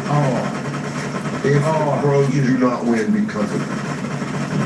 They haven't given the punishment yet, but they're saying it's going to probably be the full finals. So he's got to come out as gay now. I don't care if it's all boyfriend, I don't care what he has to do, he has to look dead down the barrel of the camera and say, I am and I have always been homosexual. It means something different for us. Listen, put some of this American spin on it. What? He says he was sexually abused, and that's why he used that term. He's going to have to say he was raped in his butt. But Isaac, you've got a long road ahead, but you've got to play finals. We'll work this out. you got to get there. He's an Aboriginal man. Oh, whoa. It doesn't get you the same pass that it would get being black in America. It doesn't. American black people are the reason that the woke thing is able to. They never. A lot of it was for them. Well, it was great by them. Did it, but they never. Black people were not afraid to speak their mind at any point during that whole. I don't believe. I mean, certainly Kanye persisted, and a lot of the rappers, but there was not this huge that thing that got into the whites of I'll shut up. I'll shut up. I'll just shut up. Black people. I mean, you're talking pre-civil rights. They couldn't say a goddamn thing. Yes. No, I'm talking exclusively about 2016 onwards. Oh. And that's when someone like Stephen Smith becomes really successful because he's the only person who's ever really. Stephen A. Smith. He's going to be our next president. Let's get fiscal. Lesson 2, credit card combat. Getting your finances together? Where's your... Be our next president. 2028. There are worse options out there. Stephen A. Smith. Quite frankly, I'm sick of Social Security. I don't think old people need to be getting checks every month. When you talk about Charmander, that's my... yeah. He's got a flame. Katie used to work at ESPN, and I would go to visit her when we first started dating. I'd meet her at work to go get dinner and stuff. And I would see Stephen A. Smith not in character, walking around, just like a normal guy, just like a normal, a coworker, going to get a coffee in the break room or whatever, and you're like, crazy. It was you know what it was? It was like watching a storm be a person. It was just look at that rainstorm getting a brisk iced tea out of the machine. The public self and the private self is difficult to navigate. It's gonna suck. But I wonder if, Shannon Sharp wouldn't have organized this sex scandal on purpose because people were starting to call him gay. Yes. A Now, lot of people are coming out and going, look at the way he walks, look at the way he dresses, and then immediately goes, turns out there are a lot of young women. I've got a sex tape on my phone, and I'm settling with somebody. I don't think $23 million is worth him covering his homosexuality. It's just on the down low. No, very down low. that is a tough thing to come out. And that is funny. What would you put your price on not being discovered you're gay? You'd almost go like, if I am worth 60 million, yeah, and I got 10 million, this goes away and everyone thinks you're super straight, you go, Isaac Rankin, it's a premiership. Consider. It was very different when I was people would go, this is a sticks and stones mentality. But Australia is going one, America I think is coming out of whatever cultural, you're going to a different, maybe worse. No, it's a always worse. It's a pendulum. It's going to go too far. By the way, it always does. South Park, who we all know, are the greatest of all time. Yes. Trey Parker and Matt Stone. There's an episode, everyone right now on the left is loving them because they're going after Trump. Yeah. Right? But if you're a real South Park fan, you remember the introduction of PC principle, which now stands for Power Principle. But back in the day, it was politically correct principle. And he shows up with he's the bro, but which is the funniest thing they could do, which is they made a bro super PC. Yes. Where he's like, I'm sorry, bro. Are you microaggressioning me? You know? And he's like, PC. So, there's a scene. I think I saw the scene. Where there's these two farmers, and they're watching the front This is house. what I was going to bring up, is what I like, where the boys stand to the side, and they go, did we do this? No, they go, it's two farmers, and they go, well, things are getting awful PC again. And he goes, yep. And he goes, how long did it last time? He goes, about 6 years. He goes, how long were you into it? About 6 months. They called it. Yeah. 2021, 2022 was when things stopped being politically correct again. You can call it woke. It's not woke. White people misuse that word. It truly is Obviously a resurgence of that early 90s thing. It's politically correct. That was the term. That's why Bill Maher had the show Politically Incorrect, which was built for Bill Hicks, FYI. I didn't know that. Bill Hicks was supposed to be the original host of Politically Incorrect. But then you have first of all, that's great. I didn't know that. Secondly, you have a huge wave of, you had Limp Bizkit, the Red Hot Chili Peppers. 1999. And there's some meaning about this, that's, having a man with his dick out or with a sock. Well, that was mid-90s. But that mid-90s. Late 90s was rap rock, and you got Woodstock 99. I mean, Adam Sandler is in some ways a response to this. I loved it. That's the first, and also it gets buried. It's not as institutional the first time around. Like, SNL is doing anti-woke comedy out there while it's happening. Yeah, because... But they're not calling it woke PC. Yeah, but it is, I mean, it's that was the response of the late 90s, was to the early 90s, which, by the way, the PC stuff was like, everybody was in on it. Religious conservatives, Democrats, typical. She was the one that created the parental advisory statement. And she tried to cancel, modern term cancel, get fired and get in trouble back in the day, all the bands that were saying crazy shit. And to once again say it was black people who pulled America out of it. I don't think it's a coincidence that rap music's golden age starts to go. It starts blowing up, and then you have white people take that, turn it into rap rock. You know what I mean? Then you have the early 2000s, and then you have a moment of like, also what's crazy is, stand-up comedy was dead right then. Stand-up comedy's bubble bursting around 1991. Suit jacket with the things. Late 80s doing impressions. You have 5 comedy clubs in every city, right? History is just cyclical. So it's like, they go, the PC thing happens, you get the response, backlash of like, fuck that, we're gonna make stuff that isn't PC, we're gonna make stuff that... What sucks is back then they would make good stuff. Only time will tell if it's good now, what we're making. But they made good stuff. There's a lot of bad stuff getting made that we forget. And that's probably true now. And there was a lot, there was both. You can't say it was good or bad. But they made a bunch of shit, and then 2000... Would this make you buy a Ridge wallet? 2 people could win a Lamborghini Huracan Storado, a Hennessy Velociraptor, or $100,000? Hold on, let me explain. This is Daniel and his dad, the founders of Ridge. We're here to introduce the Ridge. They set out to make the most badass experience for guys getting their wallets, thinking, what's cooler than exotic vehicles and tech? So they decided 2 special people are going to win the sweepstakes of a lifetime, all by getting. There was both. You can't say it was good or bad. But they made a bunch of shit. And then 2005, stand-up starts to break again. You have Last Comic Standing, you have Louis C.K., you have fucking Bill Burr, you have Comedy Central really leaning into it. Opie and Anthony at the beginning of the 2000s was like the underground punk scene for stand-up. Yes. That's how I learned about Bill Burr, Louis C.K., Patrice. I remember on Newgrounds.com people were animating that show. And I loved it. Coke Logic, shout out to Coke Logic. He always did animations of like Opie and Anthony stuff that I loved. But that's how A Tough Crowd with Colin Quinn. Like that was all this how I learned about all my what would be if you talked about comedy like it was music. Those would be the bands that influenced me. Because I'm like watching those guys. That's why I moved to New York. I was living in Arizona. I was so close to LA. I could have just gone to LA. Well, then, but I wanted to move here because I liked the twee thing.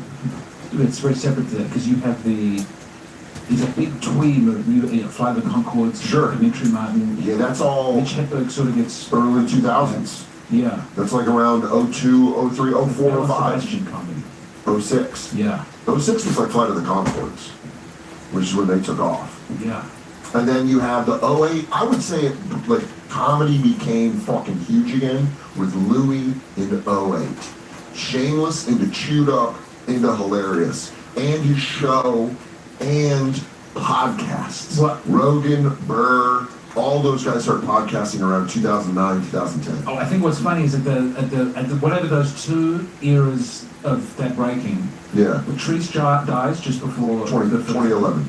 Like, died in 2011. He's really like I remember that looming as this thing is happening. All these people are talking about. I found out about Patrice after he had died. I don't know. But then also, like for this, whatever is happening now, it feels like it's a turbo drive when Norm. He was always there, but he was doing clubs. I imagine he would be doing massive packed theaters or something. Next to Caroline's. But what's crazy about Norm, he suffered from the PC era.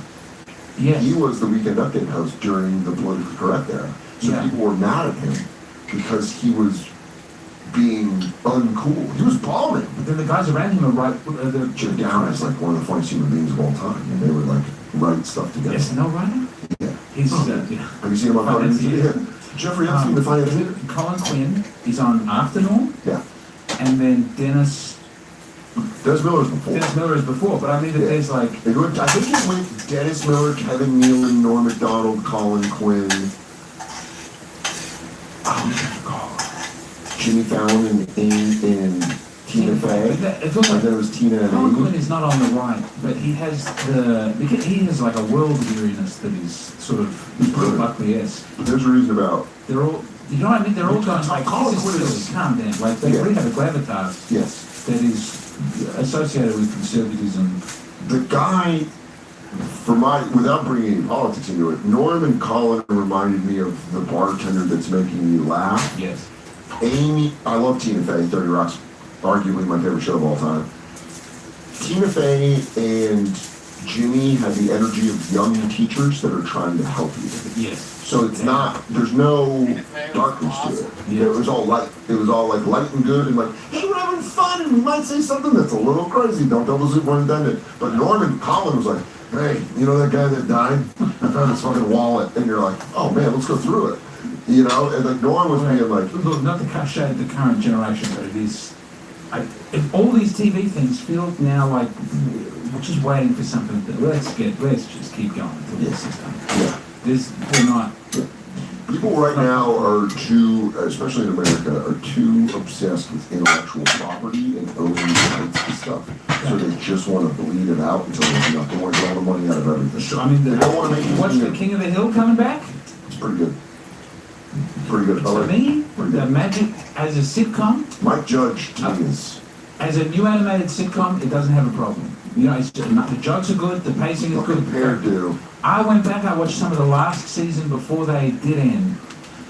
But now I haven't. So I'd gone, or maybe it had fallen apart by that point. Maybe it was a bad show. It's better than it was. There's an episode where Bill gets diabetes because he's so fat. Yeah. And I went to all the gags on the way, but the opening scene is him at the fun fair with a big lollipop. He says, put a wig on the lollipop, and they put candy floss on it. And he goes, I know all the tricks. He collapses. He has a diabetic attack. Hank, they just, all the boys get around him. They love him so much. And they take him to the hospital. They go, oh, you've got diabetes. Just to eat right. And of course he doesn't. And he has 2 diabetic attacks in a week. He goes to a hospital, gets a bad, a nasty doctor who goes, you're going to lose your legs. I may as well give you a wheelchair now. So Bill starts going around in a wheelchair. And everyone thinks he can't use his legs. They think he's very lost. Sure. He's in the wheelchair. He befriends some rugby wheelchair players. And he really loves having no legs. Yeah. And he plays so much rugby wheelchair. And he gets healthy? He gets healthy. It's huge. And then he gets up to go to the toilet. Watch me go from meal plan panic to meal plan perfection. 5 reasons why Factor actually saves me money. Eating clean at home. And then he gets up to go to the toilet, and everyone realizes he can walk, and they're so ashamed. And he's so low, and he's just eating a bag of sugar in the middle of the kitchen. And everyone comes around and goes, Bill, we are proud of you. You stopped yourself being diabetic. That's really beautiful. And he goes and kicks the doctor's ass. But the whole thing could be a poem, and there's nuance, and not everything is a joke. I was watching the new season, and then halfway through the episode, for no reason, Bobby accidentally has a horse. Yeah. I gotta find something you can't bring that in at 15 minutes. Yeah, there is. There's a pathos that is very hard to. It's gone. They don't want. It's fucking. I don't know. It's a gay saying, but it is true. Is right now we live in the era of profit over product. Yes. They're more concerned with profit than they are with the product of like making something that takes time, making something that like might not be like. It might be bad. You know when you see like you watch Bad Romance, right? Yes. And you go, what a great movie. And then you go, that's Quentin Tarantino's first movie. And you go, oh, he directed it? And you go, no. He wrote the screenplay. Yeah. He didn't direct it. And there's like this, that used to be a thing. You had to like get good at one thing, then do the other thing, then get good. And then there might be 3 or 4 projects before you strike the sound that people know. America wants everything. I think the world, fuck America. The world right now wants something pre-packaged and perfect and never has an expiration date. You get very angry that they don't give young quarterbacks time to develop? No, they should. Give them 3 seasons. That's what I'm saying. They're learning trigonometry. They're learning fucking... I just wondered if that would also be a... Yes, that's exactly it. All right. Tom Brady had this speech, and a lot of times the shit he says, I'm like, he's so detached, he's so rich. But he talks about this fact of college football players are transferring every season, so they're not learning a program. They're not learning how, how to do things, how to like implement a playbook, how to run new plays, how to be fourth on the bench and work your way up to the first. Everyone wants to be first string, make $1 million off NIL, and you're like, this is where we're losing it. Well, then the system knows that, and they just get him to run the ball. You just get a running back as a quarterback. I've been following along with I love this. I've spent. We want microwavable food. That's what everyone wants now. We want to put it in a microwave. We want to fucking dial it up. It's so hard to have a good, authentic life. I mean, here in New York, you have a shot at. I don't know how many things I've walked past. But I mean, literally, I bought this toothbrush and this toothpaste from an old styly pharmacy.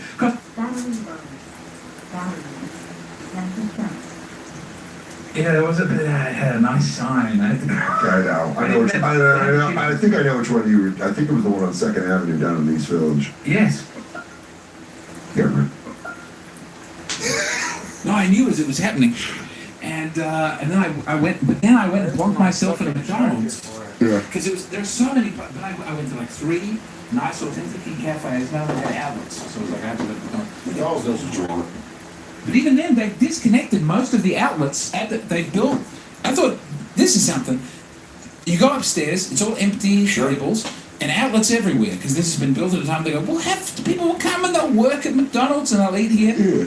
That's gone bad, clearly. And they've disconnected all of they have the outlets, but power's not running through them, so that people don't go up there and cause a stink. Have you seen the power stations on the street? No. So there's like these like things that have like videos on it. It'll say, but what you can do is there's outlets on it. So the guys just wank. Oh, it's so fun.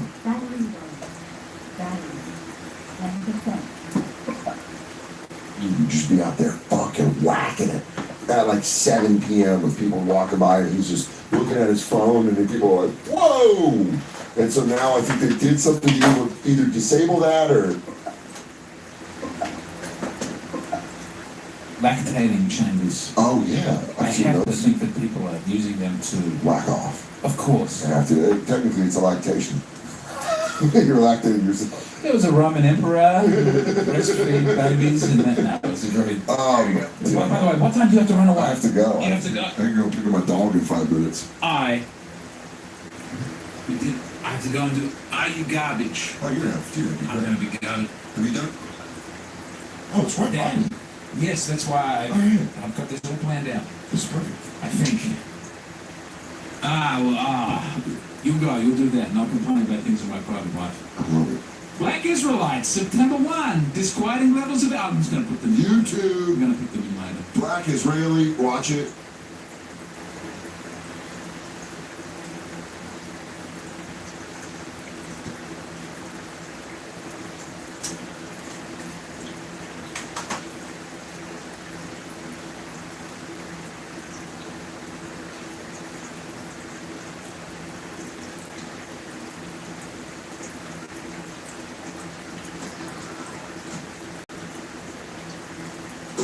Oh, I love clothes.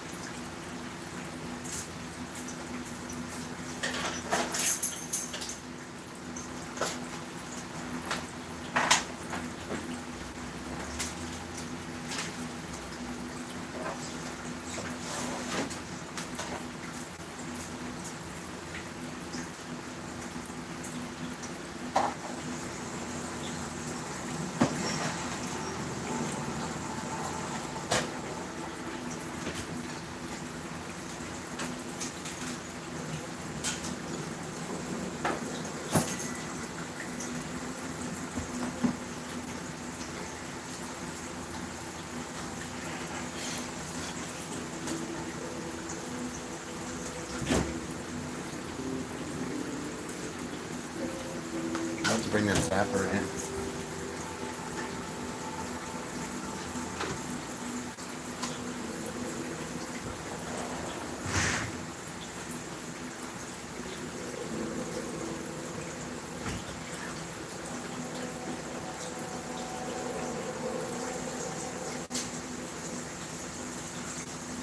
It's been a while. Dr. Buildings. Are you holding up?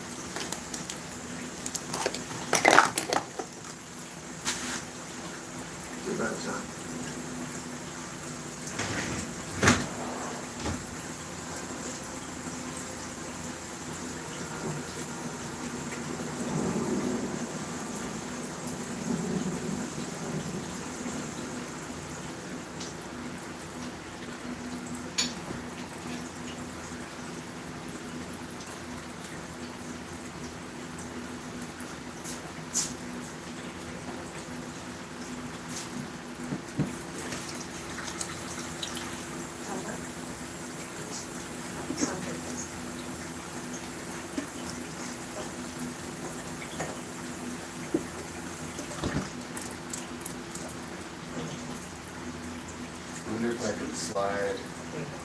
No, that's too. I think it might be too long.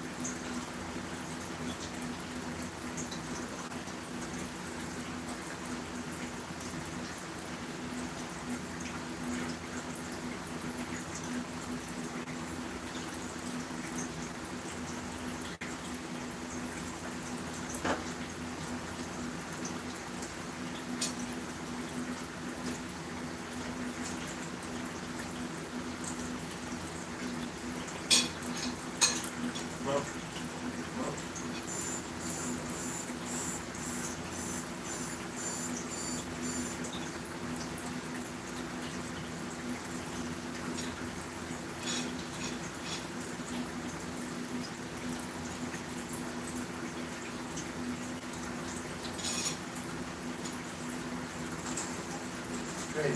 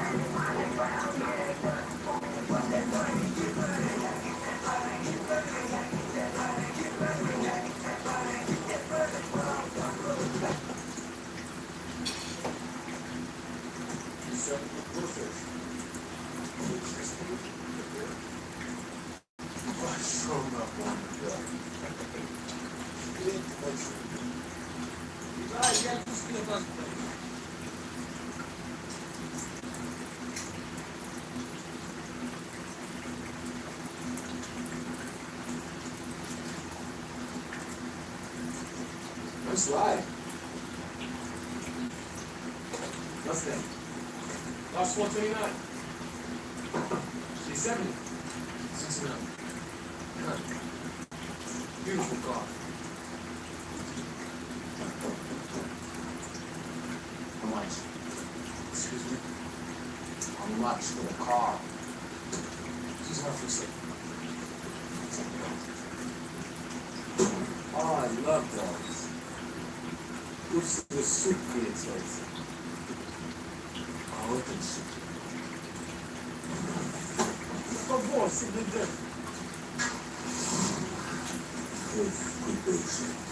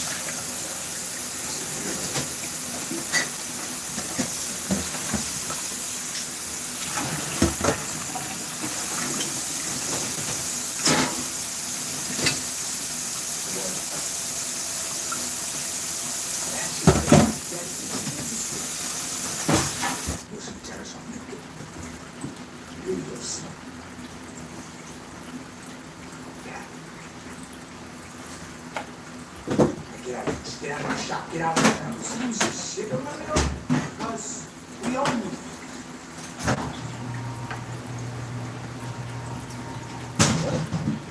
What did you say? We own you. What was your problem, all right? Fall into the car. Sure it's not something you know. Fuck up his dog, see you did. He fucked up his dog. It's crazy shit, man. Fight this, bitch. Oh, look at you. Great. You're gonna come into my shop and you're gonna pull a gun on me. That's okay, man. Now, you're gonna kill me right now. Get the fuck out of my shop.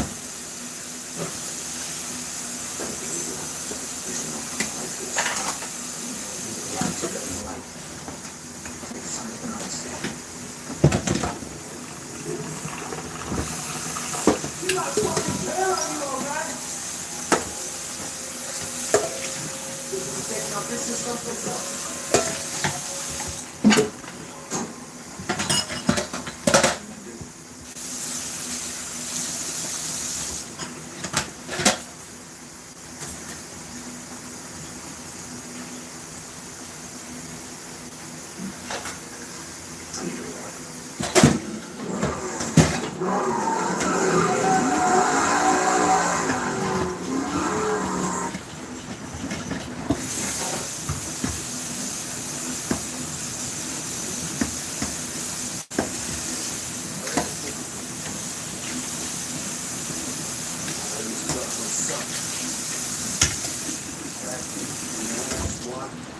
Yeah, well, he sold out with his car sale and killed his dog. Oh. Oh. It's done. Let's make some juice.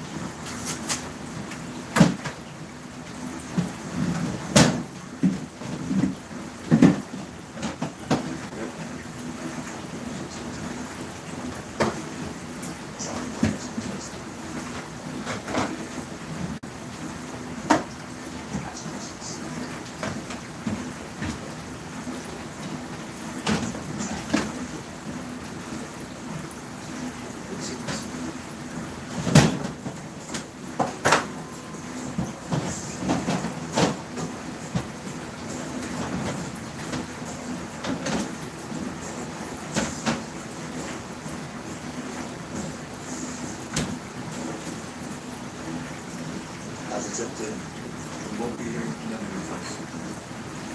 At least have a barn on date. Got a coconut right here. Gotta like take this fucking thing out here. Cut.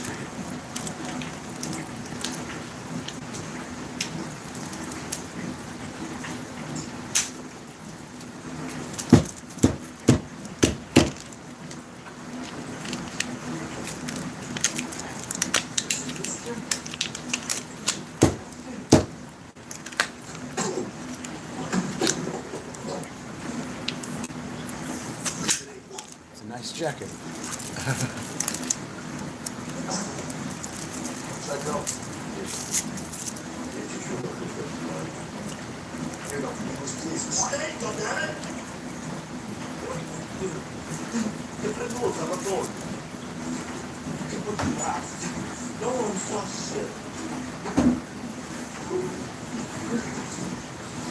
I'm not talking about Atlantic City. You mean Williams? So I stole a fucking car! Fuck, Ziggo!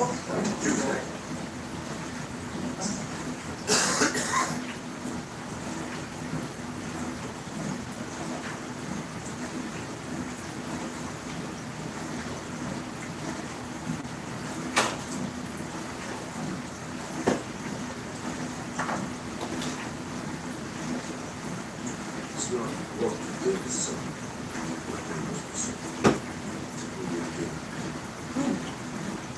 Fucking nobody.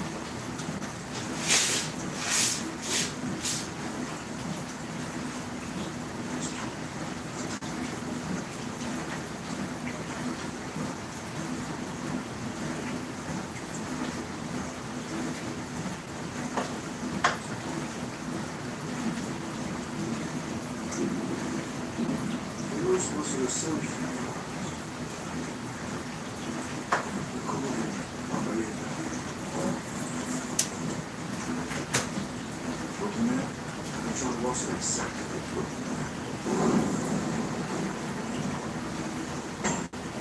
He was the one who said to kill the fucking Robin man.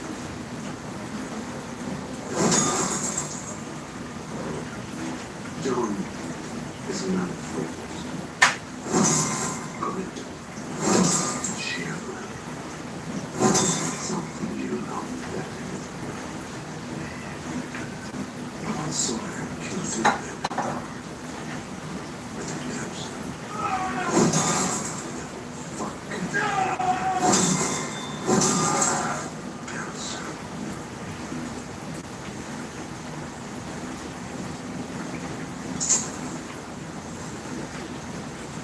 Suddenly one day, he asked me. So we're in woman, of course.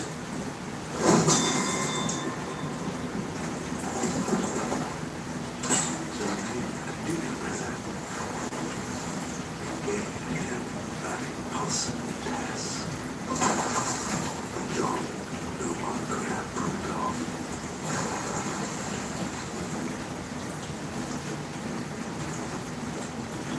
Bodies he buried that day laid the foundation of what we are now.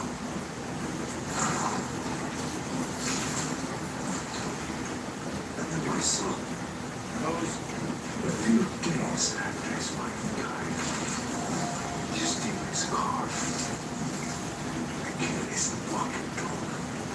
Father, I can make this right. Oh, you can finishing what I started. Didn't hear a fucking word I said. Papa, я все исправлю, пожалуйста. Son,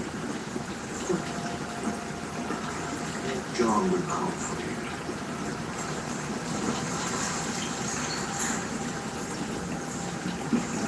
They will do nothing. Because you can do nothing. Get the fuck out of my sight.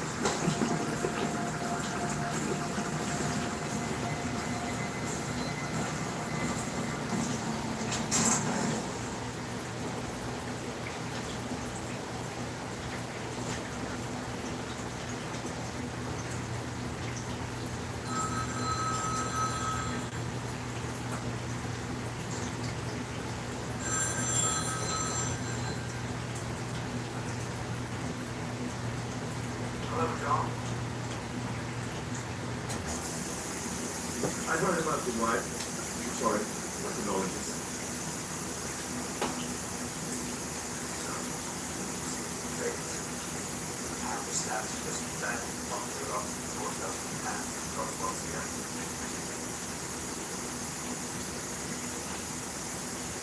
John?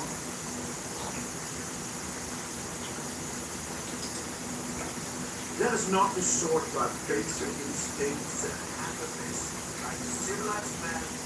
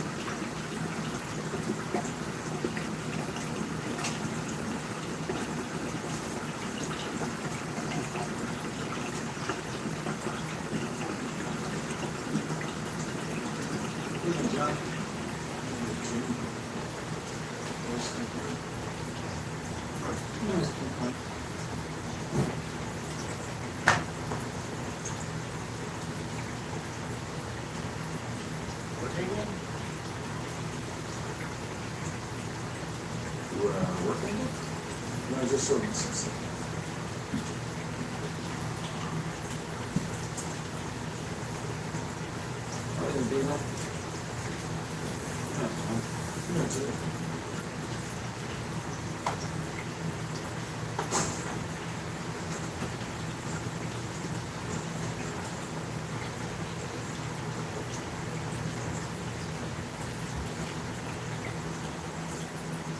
This is Giant Pokemon.